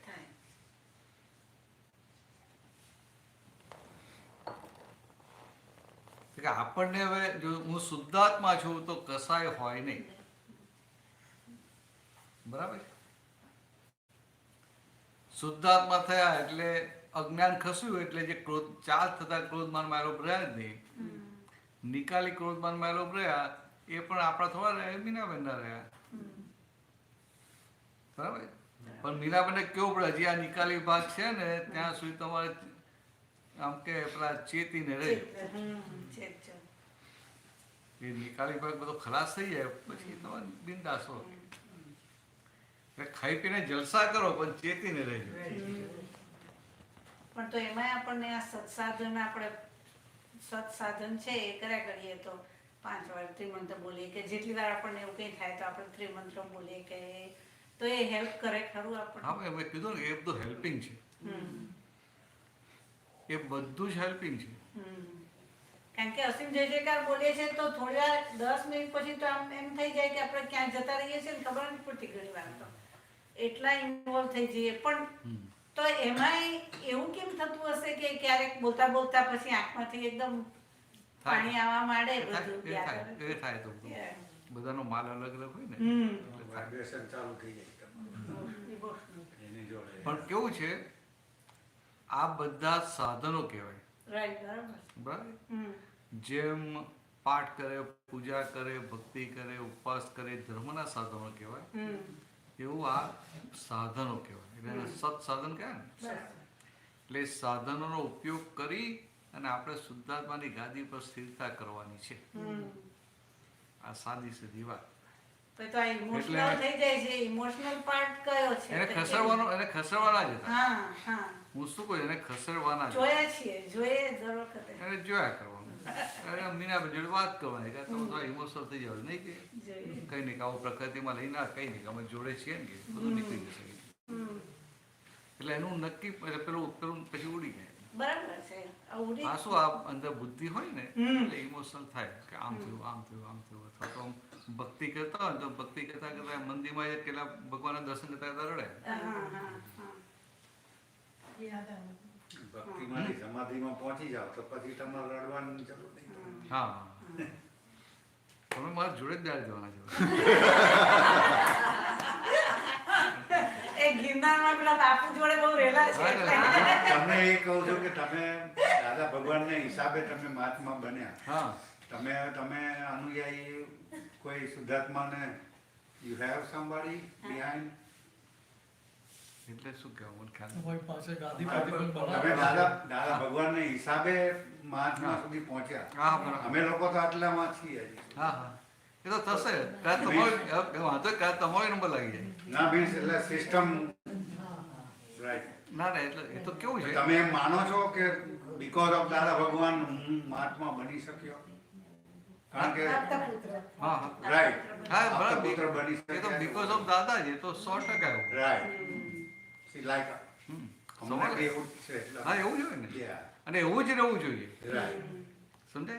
આ વિજ્ઞાન કેવું છે, આ વિજ્ઞાન એટલે વિતરાગોનું કહ્યું ને એટલે તીર્થંકરો એવું ના કે અમારું વિજ્ઞાન છે,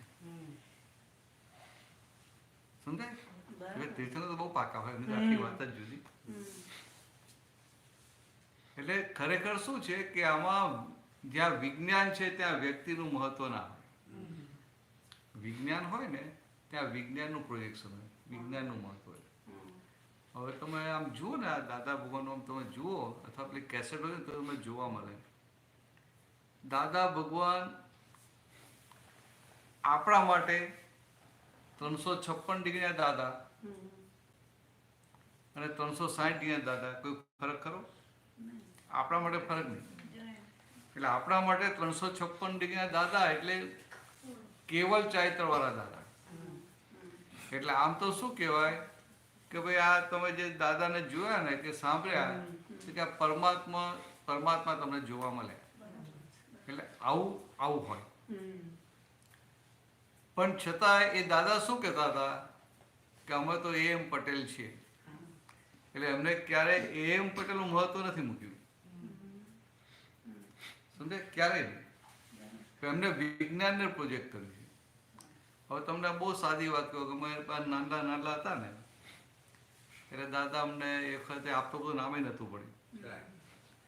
દાદા બધા ગામડામાં સત્સંગ કરવા મોકલે, તો અમારે કેવું હોય, શનિ રવિ બધા આપતો ભેગા થાય એટલે પછી દાદાને દર્શન કરીએ ને પછી ત્યાં બરોડા બસ સ્ટેશન પર જઈએ. એ વખતે પેલી એક્સપ્રેસ બસો અને લોકલ બસો બે આવતી હતી, એટલે અમારે ત્યાં લોકલ બસ કોઈ શોધવાની. લોકલ બસો આજુબાજુના ગામડાઓ બધા જતી હોય તો એમાં એક બસમાં ચડી ગઈએ. પછી જે ગામ આવે ને, જે ગામડું હોય એમ ત્યાં ઉતરી જઈએ. પછી એટલે ગામનું નામે અમને ખબર ના હોય, કે એવા બધા જાત જાતના નામો હોય ને, બધા ખબર તો ના બધું કે પછી જેને કરવાનું શું એક દાએ કહ્યું કે આપણે કે પદો છે પ્રભાત ફેરી કરતા ગામમાં ફરવું બધે. તે વખતે પેલા સફેદ વ્હાઈટ લેંગા જબા પહેરતા હતા. દાદા એક વ્હાઈટ આપેલા ને પછી એવું કર્યું તમે સંયમધામ રહેવા જાઓ, પછી 6 મહિના વર્ષે આપણે પીતાંબર પહેર્યું. અમે તો હવે એખાદ સ્કૂલમાં કોલેજમાં ભણતા હતા એટલે કપડાં એકદમ વ્હાઈટ ઇસ્ત્રીવાળા જ હોય. અમે જઈએ પ્રવાસ થઈ કરતા કરતા ફરીએ અને પછી બધાને વાતે કરી કે અમે આવ્યા છે, આ સત્સંગ ગોઠવવો છે. પેલા કે આ કે આપણે મંદિરમાં ગોઠવી દઈએ એટલે ટાઈમ બાઈમ નક્કી કરીએ તો પાછા બધાને કહીએ કે રામજી મંદિરમાં બપોરે 4 વાગે સત્સંગ છે, બધા આવી જજો, બધું કહીએ. એટલે પેલું ગોઠવવાનું અમારે, બોલવાનું અમારે, બધું એનાઉન્સ બધું એવું હોય. દાઢીની દાઢી ને સાવણીની સાવણી. પછી તો એટલે આવું બધું સત્સંગ માટે જઈએ, પાછા આવીએ એટલે દાદા પૂછે ખરા કોને સત્સંગ કર્યો, શું પ્રશ્નો આવેલા, શું જવાબ આપ્યો. એવું દાદા રમતા રમતા વાત કરતા હોય ને, અમને ખબર ના પડે કે દાદા ઘડી રહ્યા છે. દાદા ઘડતર કઈ એવું ખબર ના પડે. પણ એ રાતના 11:30 સુધી બધું ચાલે. ને ક્યારેક દાન કંઈક કહેવા જેવું હોય તો કહે ખરા. અમે તો નાના ને એટલે એમ રોપથી કહીએ, એમ દાદા કહે ને કે ઉપર કોઈ બાપોય નથી, અમે કહી દઈએ ઉપર કોઈ બાપોય નથી. દાદા કેવું બોલતા નહીં કે મને તો કે ઉપર કોઈ બાપોય નથી તો સામે બધું દેખાય ખરું કે કોણ છે, શું છે, કેવી રીતે ચાલે છે. તમને તો ખાલી શબ્દથી જ ખબર છે ને, એટલે કે આવું બોલવાનું નહીં એમ. પછી એકવાર દાદાએ પૂછ્યું કે તું સત્સંગ કરવા ગયો અને તે કંઈક જવાબ આપ્યો ને પેલા ભાઈને સમાધાન ના થાય તો શું કરે? તો હું કહું દાદા બીજી રીતે ત્રીજી રીતે સમજાવવાનું. બાકી પેલા સમજાય જ નહીં તો અરે હોય દાદા આમ આમ આમ ચારે બાજુથી સમજાવીને એને પીટ કરી નાખવાનું. એટલે પેલો અમદાવાદ પેલો હોય ને દાદાની વાત ના કેમ સમજાવે? દાદા કશું ના બોલે. પછી ધીરે કહે કે અમે તારી જગ્યા હઈએ ને તો અમે તો કે આગળ ચાલવા માંડીએ. અમે અંદર સમજી જઈએ કે એના કલ્યાણના નિમિત્ત અમે નથી, એનું નિમિત્ત એને મળી આવશે. હવે આ જો રમતા રમતા કેટલી મોટી વાતો કરે. હવે આપણે તો સત્સંગમાં તો પકડો તો બાદ છોડી દેવી પડે ને. કઈ દાદાની આ વાત યાદ આવે ને, તમે નથી પકડતા તો ખાઈ પણ આમ સ્ટ્રોંગ છે. એમ ગઈ વખતે વાત કરે હું આમ કહું ને ના કરે એમ કે ને કે હું બોલાવું ત્યાં ના આવે પછી આવે શું કરું? હા હવે આવે બધા એટલે એ જે સ્ટ્રોંગનેસ છે ને એટલે પકડી રાખે. એટલે આપણે શું પકડી રાખીએ અને આપણને લાગે હું સાચો છું ને પકડી રાખીએ. એના હિત માટે કહું છું ને. હવે આ સત્સંગની વાત કરીએ કે દાદાબાની વાત કરીએ એના હિત માટે જ કરીએ કે હિત માટે થોડી કરીએ છીએ. તો એ દાદા કે આપણે તો સમજ્યા કે આપણે એના નિમિત્ત નથી, એનો નિમિત્ત મળી આવશે. હવે પેલું જો પકડવા જઈએ ને તો આપણે આપણી શુદ્ધાત્માની ગાદી પરથી ઉતરી જઈએ. પણ દાદા આવું સિમ્પલ સમજાય છે. હવે એવું ઉતરી જાય ને અંદર આમ ઇફેક્ટિવ થઈ જાય. કારણ કે દાદાની વાણીમાં વચન બર હતું ને એટલે મેં કીધું કે એમની હાજરીમાં આજ્ઞામાં રહેવું નતું પડતું, આજ્ઞામાં સહેજાસ જ રહેવાતું. અને એમના ગયા પછી આટલા વર્ષો પછી આજ્ઞામાં રહેવું એમ બહુ મોટો પુરુષાર્થ થઈ ગયો. કેવા હશે દાદા તમે વિચારો. હું દાદાની જ્ઞાનવાણી સાંભળું ને આપણને લાઈક લાગી જાય. દાદાના જોડે જ બેઠા હોઈએ તો બહુ સારું કામ કરો. હા છે ને ઘણા લોકો મને કહે કે આ દાદાની જ્ઞાનવાણી અમને સમજાતી નથી. તો મારે એમને કહેવું પડે કે તમે અમારા આપતા પોતાના વિડીયો ને બધું સાંભળો ને એના કારણે ડાયરેક્ટ આ દાદાની જ્ઞાનવાણી સાંભળો તો તમને આમ 15 દિવસ 20 દિવસ કે મહિનો જે આપણી આ ચરોતરી ભાષા ને તકલીફ પડે ને પણ પછી તમને પકડાશે ને તો તમને આખી દાદાની દશા જોવા મળશે. કેવું મુક્ત રહીને બોલે. જોડે બેઠા હોય પછી હસાડે તો હસવું આવે બધું લાઈવ લાગી આમ દાદા આમ જ્યાં બેઠા છે બોલે એવું લાગે પછી. એવું જ લાગે. મારે રાત્રે જ્ઞાનવાણી સાંભળું ને મને ઊંઘ જ ના આવે એટલે રોજે સુવા ટાઈમ પેલા ચાલુ રાખી. તમે આપણી ઊંઘવાની દવા હોય રીતે વાત કરો. જોડે મૂકીને સુઈ જાય. સાંભળતા સરસ ટોપિક. આ દાદાની જ્ઞાનવાણી છે ને, દાદાની જ્ઞાનવાણી એનું મહત્વ કઈ રીતે છે તો કે આ વાણી બોલે છે ખરી પણ એના માલિક નથી થયા.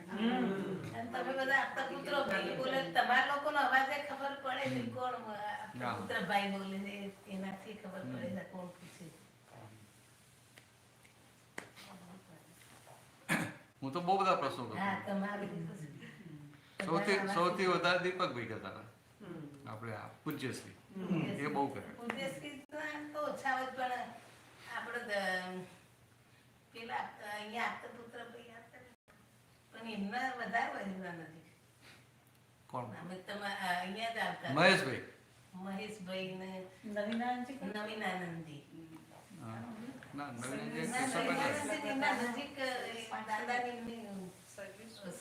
એમની ભાષા નિરૂમાં કોઈ વાર બોલે ને એ ભાઈ વધારે બોલતા.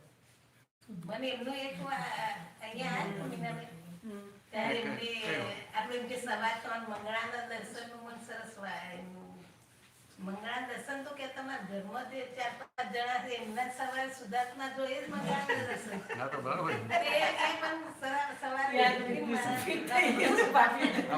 તો વૈષ્ણવ પાકું યાદ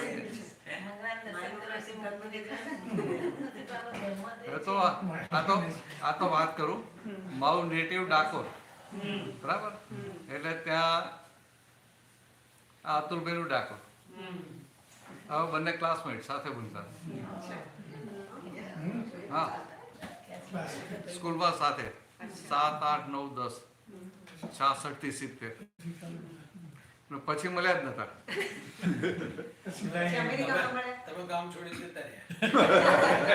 હા હું પાછા ગામ છોડીને જતો રહ્યો. એટલે પપ્પા આવે એટલે પછી એમની જ્યાં જોબ હતી ત્યાં જ નવસારી જતા રહ્યા.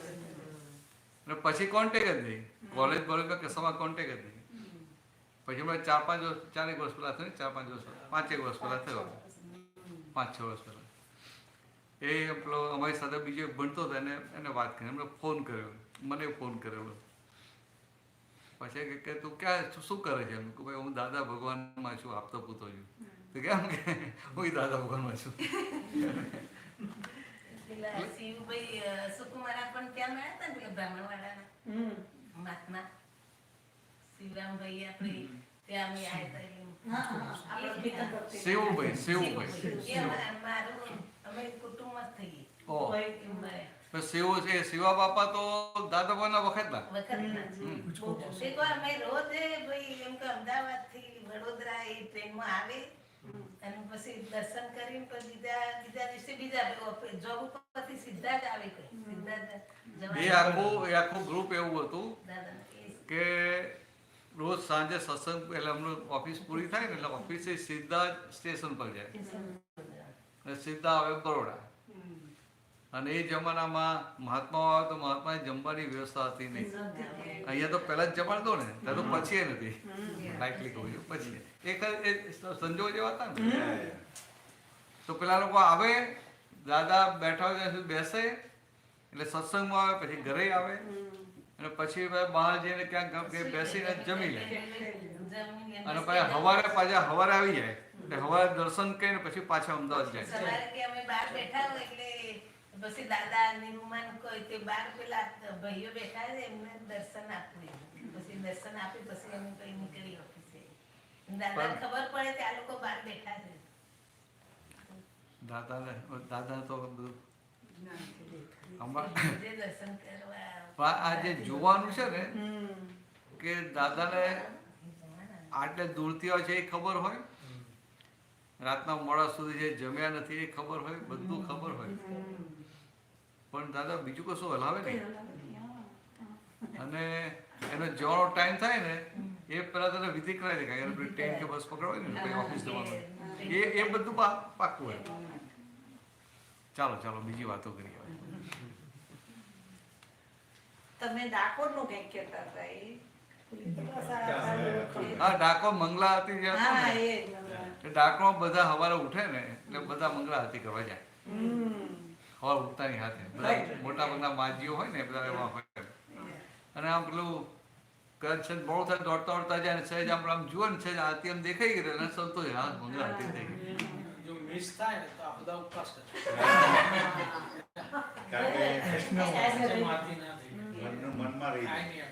ના એટલે ગમે ઠંડી હોય, ચોમાસું હોય, વરસાદ પડતો હોય, દોડતા જાય ખરા. પછી ખુલ્લા પગે જાય, પગમાં ચંપલ ના પડે. એટલે ખાલી વાત કરું છું. આવી રીતે એક માજીના મંગલા આરતીનો નિયમ. તો હવે બન્યું કે ઘરે પેલો છોકરો બહુ હોય ને એમ, તો પેલું રાતે લગ્નમાં ગયા છે મોડું થઈ ગયું, તો છોકરાઓ સવારે ઉઠ્યા નહીં, વહેલા ઉઠે નહીં ને, અને પેલો સ્કૂલનો ટાઈમ થઈ ગયો. એટલે પેલી વહુએ કહ્યું કે બા તમે જ્યાં કે છોકરાનો નાસ્તો બનાવો, કે અથવા છોકરાને તૈયાર કરો, હું આ કરી નાખું, આ જલ્દી આપણે ટાઈમસર. તો એ શું કે મારે તો કે 40 વર્ષે મંગલા આરતી નિયમ પહેલા આરતી કરવા જઈશું, એટલે છોકરાઓને મૂકીને આરતી કરવા ગયા. એટલે ખાલી આ તો સમજવા માટે. પછી રણછોડરાયજી શું કે ભાઈ તું ઘરમાં જીવતા ભગવાનને તલછોડી અને અહીંયા મૂર્તિના દર્શન કરવા આવી, કે તારી આરતી કે મંગળા દર્શન ભગવાન સ્વીકારે ખરા? સમજે? ના સ્વીકારે. કંઈક સમજવા માટે આપણે કોઈ નિંદા નહીં કરવાની, કોઈને આવું કહેવાનું નહીં કે તમે નથી કરતા, પણ આપણે અંદર સમજી લેવાનું કે આપણા માટે આ ઘરમાં બધા છે, આ બધી મંદિરમાં પથ્થરની મૂર્તિ હોય, આ જીવતી મૂર્તિ કહેવાય કે ના કહેવાય? તો એ જીવતી મૂર્તિ હોય તો ત્યાં સુધી આપણે ધ્યાન રાખી લેવાનું હોય. હવે જીવતી મૂર્તિને તલ છોડીએ અને મંદિરમાં દોડીએ તો કેમનું ચાલે? બરાબર છે બીરેનભાઈ? ભાવ કોઈને પછી બહાર નહીં કહેવાનું, એને થાય કે મને આવું કહું છું, કારણ કે એને તો પેલું ભગવાનમાં માન્યતા પાકી પડેલી હોય ને, એટલે એને તો મેં મારો નિયમ 40 વર્ષથી નિયમ મેં તોડ્યો નથી, તો કે આના માટે મારો નિયમ ના તોડ્યો. એટલે ભગવાનની ભક્તિ કરે છે પણ શું બોલું ના ભગવાનને ઓળખ્યા વગર કરે છે. ભગવાન છે એવું માનીને કરે છે, એટલે કે માનેલા ભગવાનની ભક્તિ કરે છે, ઓળખેલા ભગવાનની ભક્તિ કરતા નથી. એ પછી સમજાય? રેડિકલાઇઝ થઈ ગયા કહેવાય. એવું તો હવે મારાથી બધું ને બહુ ના બોલાય મારી ભાઈ, મારે માપમાં રહેવું પડે ભાઈ. પણ ખાલી આમ એક સમજવા માટે કે માનેલા ભગવાનની ભક્તિ કરે છે, ભગવાનને ઓળખીને ભક્તિ કરવાની છે. ઓળખીને ભક્તિ કરે ને તો એ પોતે ભગવાન થઈ જાય, અને માનેલા ભગવાનની ભક્તિ કરે તો પુણ્ય બંધાય. પુણ્ય બંધાય તો સંસારી સુખો મળશે. તો સંસારી સુખો જોઈએ તો ખરા ને બધા? હા, ના જોઈએ? બધા જોઈએ તો ખરા? હા,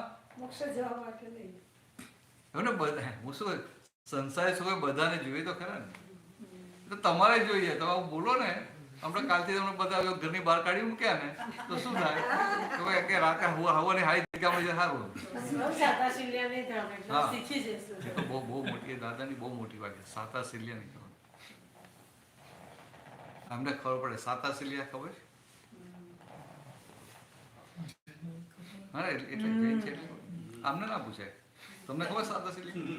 નથી ખબર ને? આપણે તો શબ્દ શું સાતા સિલિયા એટલે? પહેલા સાંભળેલું હા, પણ જે ખબર હોય કોને? ઘણું બધું લાઈફ બદલાઈ આપણી. એટલે સાતા સિલે જેમ છે જે આવ્યું આપણે એમાં ઠંડક રાખવી અને સમજવું કે આપણા કર્મનું ફળ મળ્યું છે. સાતા સિલિયા એટલે શું કે આ દેહ પર માલિકી ભાવ હોય ને, કે આ દેહ હું છું, એટલે કે હું ભરત છું એવું હોય, એટલે પછી ભરતની અનુકૂળતા બધે શોધે કે ના શોધે? એનો કમ્ફર્ટ ઝોન બનાવી દીધો. એ પછી કમ્ફર્ટ ઝોનમાંથી બહાર ના નીકળે. સમજાય? એટલે દાદાની શું વાત હતી કે ક્રમિક માર્ગમાં આ કોઈ તિતિક્ષા ગુણ હોય, સાતા સિલિયા કોઈ ના થાય. એટલે સાતા સિલિયા ના થાય એટલે કેવું શું કહેવા માંગતા હતા કે ગમેલા શરીરને કષ્ટ આવે ને પણ એ ડિસ્ટર્બ ના થાય. ગમે એટલા કષ્ટ આવે એને આમ કે આમ બરાબર તાપમાં નીકળ્યો હોય ને તરસ લાગે ને 4-5 કલાક પાણી ના મળે ને તો એને એવું ના પાણી એવું ના કરે ને. હું શુદ્ધાત્મા જોઈએ જ હોય પાકું. આપણે તો શું આપણું ગાડી કોઈ ઉતરી જાય, ક્યાં પાણી એટલે કે બરાબર ભૂખ લાગી તો શું થાય? એટલે આવું શરીરના સુખ દુઃખ તો ખરા, કષ્ટ ખરા, પછી ભય લાગે ને તો બધું શુદ્ધાત્મા બધું ભૂલી જાય. સમજાય? આ તો સમજવા માટે. એટલે દાદા કે રાતના કાળી ચૌદસ ને રાતના કે જવાનું હોય સ્મશાનમાં અને ત્યાં જઈને આ બધું સાંભળ્યું કે આ ભૂત થાય ને આમ થાય ને તેમ થાય ને પછી બધા ભડકા થતા હોય તો અંદર કેવો ભય ઉભો થઈ જાય. તો કે આ સાતા સિલિયા એટલે કે શરીરની દેહની અનુકૂળતા શોધે. એટલે કે આ સાતા સિલિયા થઈ જાય ને એટલે જાગૃતિ ડાઉન જાય. આપણે દેહની અનુકૂળતા શોધીએ ના શોધીએ? અહીં તમે આવ્યા હો તો પહેલા જ બેસવાની જગ્યા હોતો ને કે કઈ હારી છે કઈ ખારું સમજવા માટે. પછી આપણે ઊભા થઈને આપી દઈએ બરાબર છે, પણ જુએ કે મને શું કમ્ફર્ટેબલ લાગશે. ના એમને નથી કહેતું. મને સાહસિક પર બેસાડેલા. હા, તું સાતા સિલિયા નથી, તું સાતા સિલિયા નથી. એટલે સાતા સિલિયા જે થઈ જાય ને બધે અનુકૂળતા શોધે. કોની અનુકૂળતા? દેહની.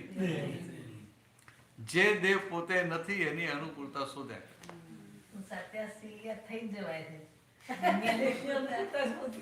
હવે તો દાદા ભગવાન એવું કહેતા હતા કે આ જ્ઞાન મળ્યું ને એ પેલા અમે સાતા સિલિયા જરાય નતા,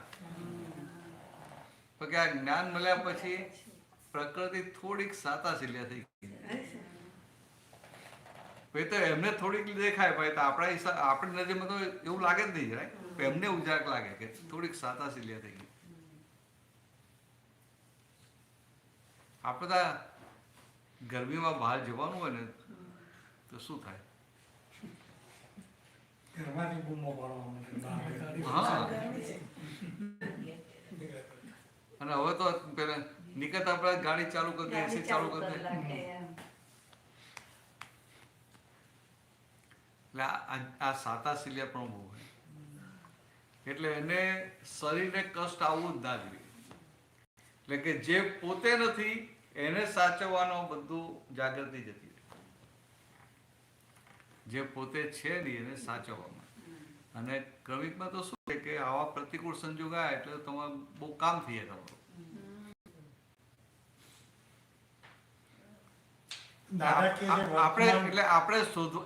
આપણે શોધવા નથી જવાના અનુકૂળ, એટલે આપણે કે આમ કે આ શરીરને કષ્ટ પડે એવા સંજોગો શોધવા નથી જવાના, પણ જ્યારે એવા સંજોગ આવે ને ત્યારે એનો ફાયદો ઉઠાવી લેવાનો. હા, તમે શું કહ્યું બોલો? દાદા કે છે વર્તમાનમાં રહેવું. હા હા, વર્તમાનમાં રહીએ તો એ સાતાશલ્ય ના ના એનો વાંધો થવાના જ નહીં ને. ના ના વર્તમાનમાં એનો વાંધો નહીં. ના ના વર્તમાનમાં રહો તો ના થાય, પણ દાદાની ભાષાનું વર્તમાન હો. પછી તમે કહો કે અતુલભાઈ કીધું આમ બે હું બેસી ગયો તો વર્તમાનમાં રહ્યો, એવું નહીં. ના ના મિસયુઝ નહીં. હા, વર્તમાન નહીં, વર્તમાનતા. એટલે વર્તમાન એટલે શું કહેવા માંગે છે કે આપણે શુદ્ધાત્મા અને બાકીના બધા સંયોગો, બરાબર. હવે આપણે શુદ્ધાત્મામાં ક્યાં છીએ? આપણે શુદ્ધાત્માની ગાદી પર રહેવાનું.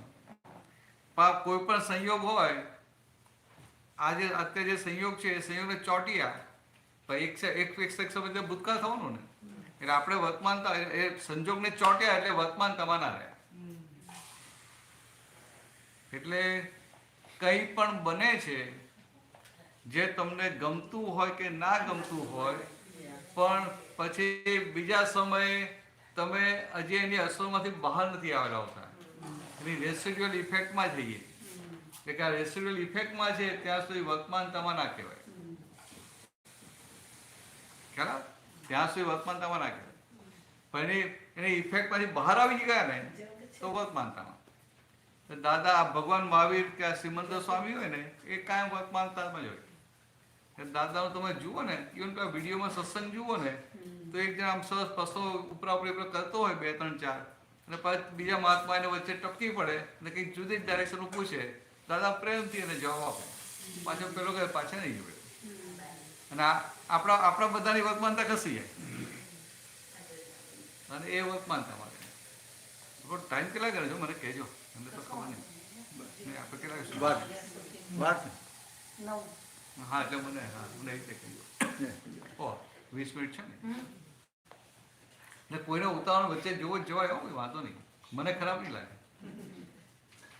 10 વાગે તમારે દૂર સુધી જવો ને પહેલા જો જતા રહે. હા, ખાઈને આવ્યા છે હું ઉપાસ કાલો એ તો પાર્ટીમાં ખાઈને આવ્યા પાકા છે. ઉપવાસ જ કહેવાય, એ પ્રસાદ કહેવાય. બુદ્ધિની વાત કરી, સદબુદ્ધિની વાત કરી તો સમ્યક બુદ્ધિ. સમ્યક બુદ્ધિ એટલે એ જૈન પરિભાષાનો શબ્દ છે. સમ્યક એટલે સૌરી.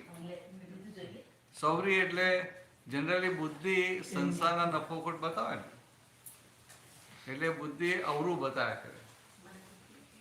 એની જગ્યાએ બુદ્ધિ સવરું બતાવે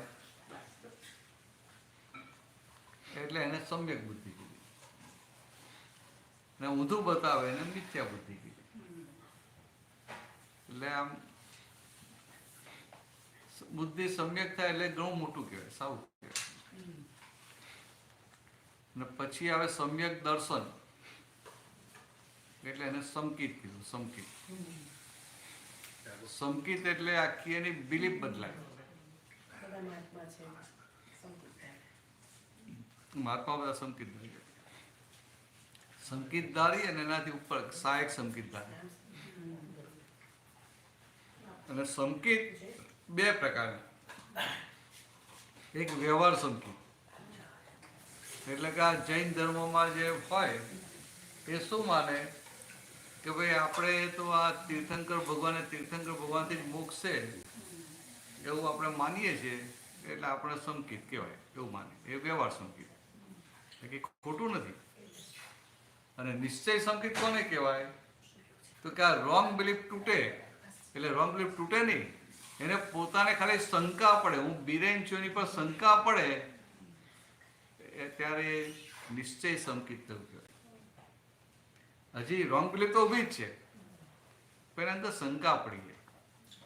આ દાદા ભગવાન પૂછે શું તારું નામ શું? તો પેલો કે હું ચંદુભાઈ. કે ચંદુભાઈ તારું નામ છે ને તું ખરેખર કોણ? દાદા આટલું બોલે ને પેલાને અંદર જંજાડી થઈ જાય.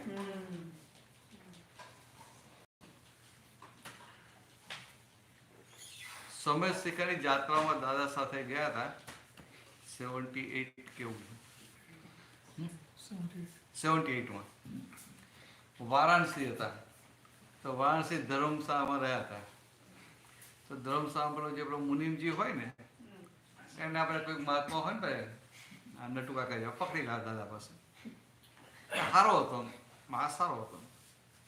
દાદા પાસે આવ્યો ને દાદા આવું પૂછ્યું ક્યાં આપકા નામ ક્યાં હૈ, આપ સહી મેં આપ ખુદ ચંદુલાલ હૈ, એવું બધું પૂછ્યું.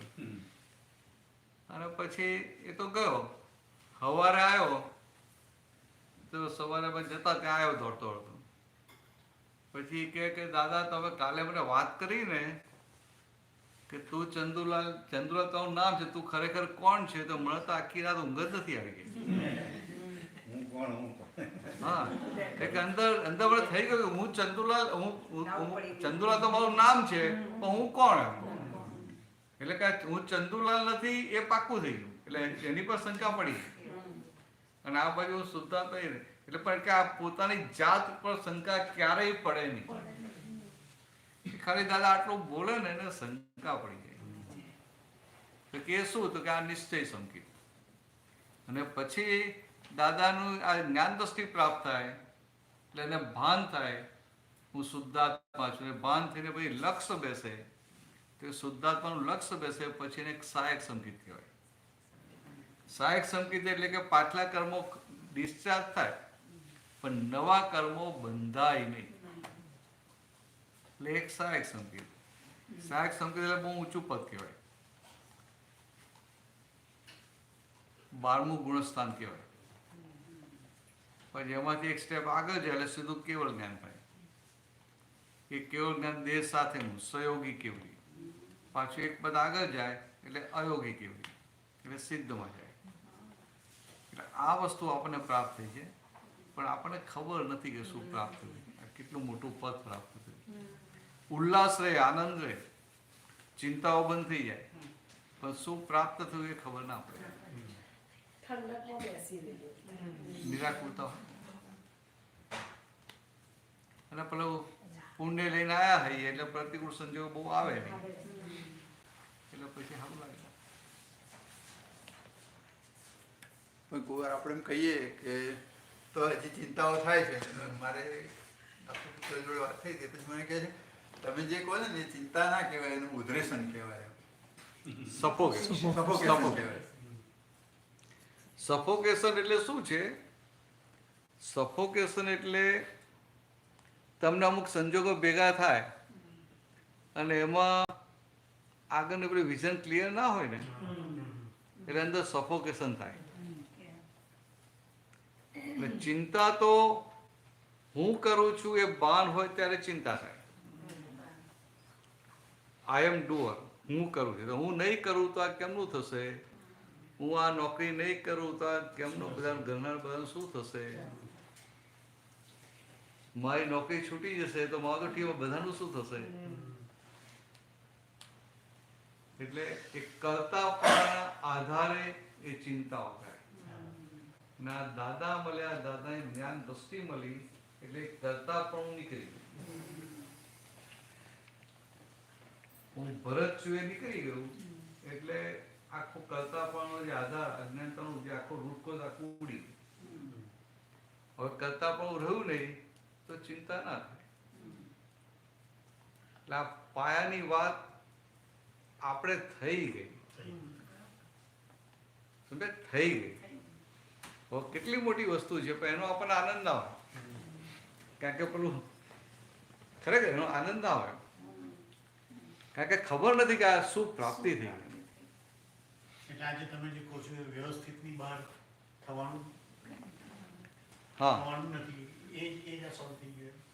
હા, એટલે પછી આ એને વ્યવસ્થિત આજ્ઞા આપી એટલે એને એ સમજાય કે ભાઈ અત્યાર સુધી હું કરતા હતો, હવે હું શુદ્ધાત્મા થયો, તો કે આ મન વચન ક્યાં કોને આધીન થયા? તો વ્યવસ્થિત શક્તિના તાબામાં ગયા.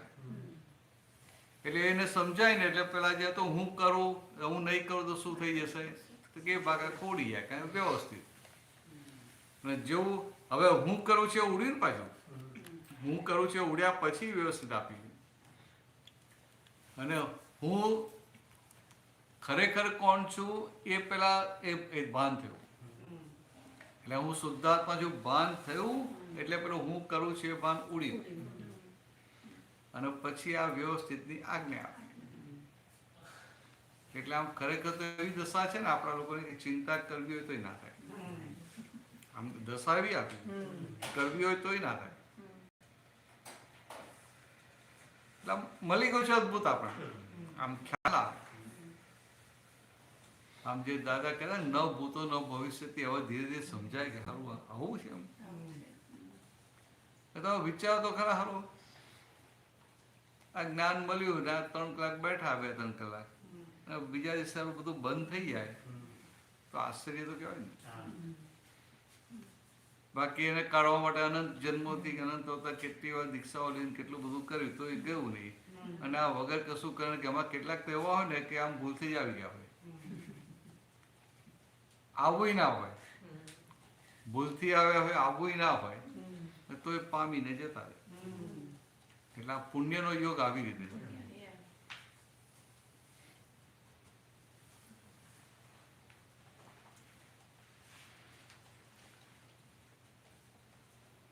પૂછી લેજો, છે 10 મિનિટ છે, થોડી કીર્તન બધી કરવી છે ને છેલ્લે?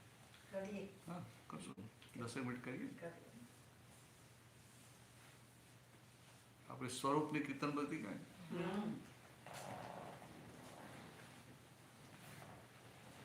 પૂછી લેજો. હવે એકાદ તો પૂછી લો. હનુમાન ચાલીસામાં ભૂત પિશાચ નિકટ નહીં આવે. હા બરાબર. તો સતયુગમાં ભૂત અને પિશાચ ને બધું હતું, પણ અત્યારે શું કહે છે આપણું વિજ્ઞાન? હા હા ઘરમાં જીવતા ફરે છે.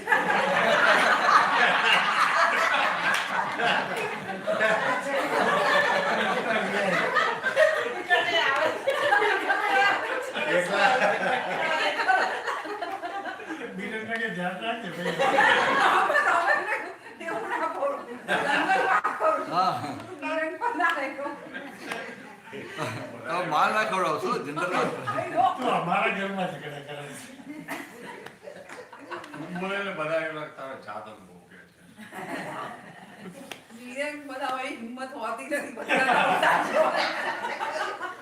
હા બધાને એવું લાગે કે અમારો અનુભવ બોલે છે. દાદા માણસ સત્સંગમાં નહીં, એક જણ કેટલું બધા નહીં લાગતું, બધા પૂછી ના શકે એવી હિંમત ના. તને બી એવું લાગતું હોય, એવું નહીં કે મને જેવું લાગે. એટલે કેવું છે કે આ હનુમાનજી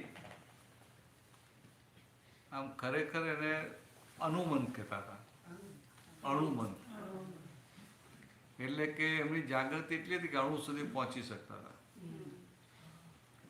પછી આપણે જે હનુમાનજી કહીએ છીએ ને, એટલે એ તો પછી એમનું પેલું જે ગ્રોસ લેવલનું હોય ને, કે એમનું મેઇન વસ્તુ શું હતી કે ભગવાન રામ પ્રત્યેની સેવા, ભગવાન રામ પ્રત્યેની સિન્સિયરિટી, નિષ્ઠા અને બ્રહ્મચર્ય. તો કે એમને એ જે મોક્ષે ગયા આ 2 ક્વોલિટીથી જ ગયેલા. ભગવાન રામ પ્રત્યેની નિષ્ઠા અને એટલે જે ભક્તિ સેવા જે બધું કહીએ બધું આવી, અને આ બ્રહ્મચર્ય. આ 2 ક્વોલિટીના આધારે એ છેક મોક્ષે પહોંચી ગયા.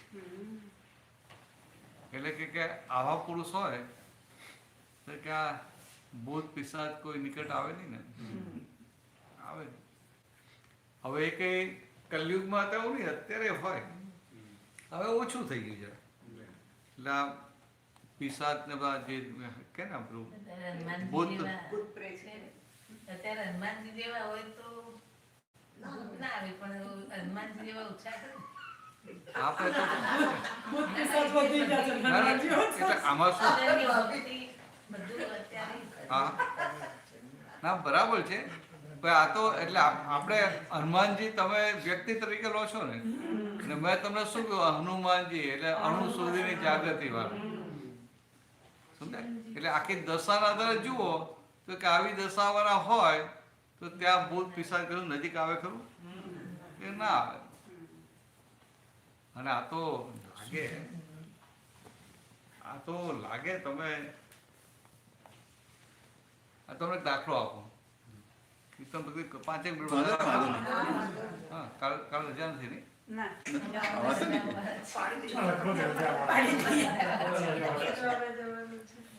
દાદા પાસે બોમ્બેમાં એક મહાત્મા આવતા હતા. એટલે એ બેન હતા, એ બેનના ફાધર એ રિટાયર્ડ ડીએસપી. પણ એમને કંઈક એવું હતું, બધી વરગણ આવી લીધી આખી ભૂતાવરણ, એટલે નાના નાના બાબલા જેવા હોય ને એવા વેત્યા ભૂતો બધા, એટલે એમની પાછળ પડે.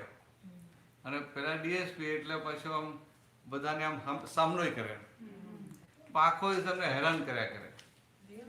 એટલે હા રીલમાં બને. એટલે પછી પેલા બેન એમને દાદા પાસે લઈ આવ્યા.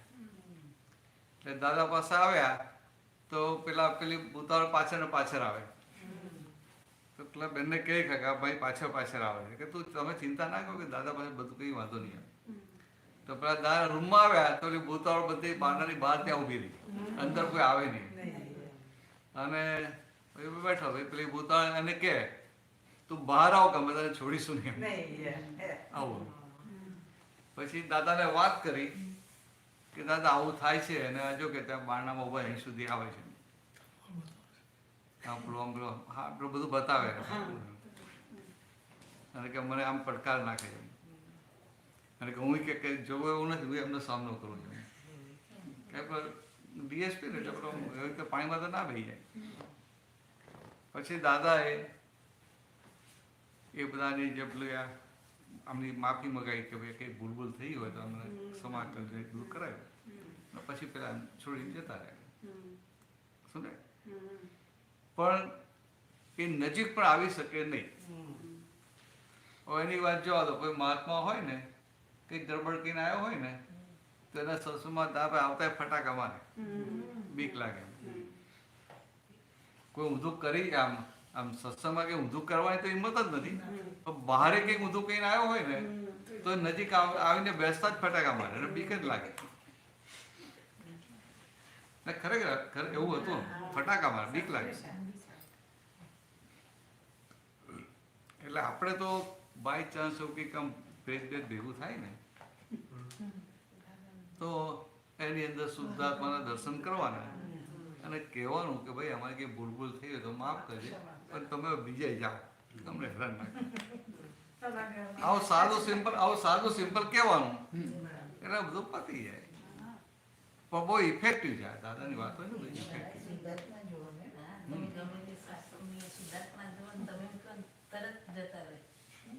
આપણા બહાર ગાર્ડનમાં એમના આવે છે તો શુદ્ધાત્માના દર્શન કરીએ છીએ, આપણે કે તમે દૂર જતા રહો, બીક લાગે તો જતા રહો, તો સાંભળે. હા બરાબર. ચાલો કલે શું કીર્તન ભક્તિ કોણ બોલાવે છે? અશોક કે બીજા કોઈ બોલાવે? હા જે બોલો ને, મને તો ખ્યાલ ના હોય ને.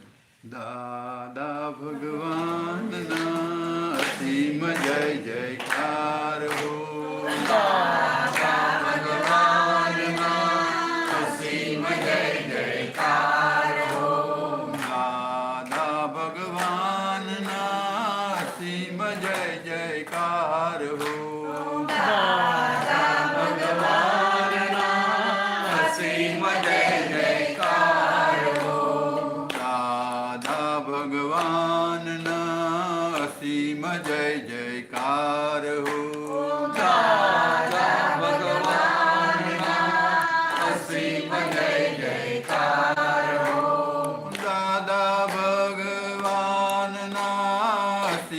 જય જયકાર હો દાદા ભગવાનના અસીમ જય જયકાર હો દાદા ભગવાનના અસીમ જય જયકાર હો દાદા ભગવાનના અસીમ જય જયકાર હો દાદા ભગવાનના અસીમ જય જયકાર હો દાદા ભગવાનના અસીમ જય જયકાર હો દાદા ભગવાનના અસીમ જય જયકાર હો દાદા ભગવાનના અસીમ જય જયકાર હો દાદા ભગવાનના અસીમ જય જયકાર હો દાદા ભગવાનના અસીમ જય જયકાર હો અસીમ જય જયકાર હો દાદા ભગવાનના અસીમ જય જયકાર હો અસીમ જય જયકાર હો દાદા ભગવાનના અસીમ જય જયકાર હો અસીમ જય જયકાર હો દાદા ભગવાનના અસીમ જય જયકાર હો અસીમ જય જયકાર હો દાદા ભગવાનના અસીમ જય જયકાર હો અસીમ જય જયકાર હો દાદા ભગવાનના અસીમ જય જયકાર હો અસીમ જય જયકાર હો દાદા ભગવાનના અસીમ જય જયકાર હો અસીમ જય જયકાર હો દાદા ભગવાનના અસીમ જય જયકાર હો અસીમ જય જયકાર હો દાદા ભગવાનના અસીમ જય જયકાર હો અસીમ જય જયકાર હો દાદા ભગવાનના અસીમ જય જયકાર હો અસીમ જય જયકાર હો દાદા ભગવાનના અસીમ જય જયકાર હો અસીમ જય જયકાર હો દાદા ભગવાનના અસીમ જય જયકાર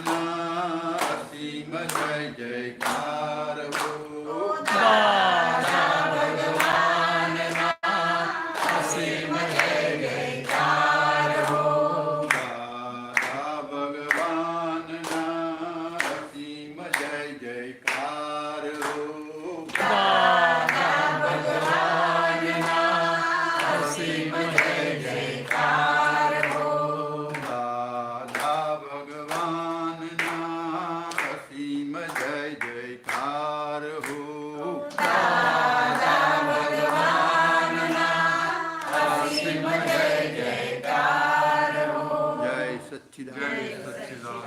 જય સચ્ચિદાનંદ.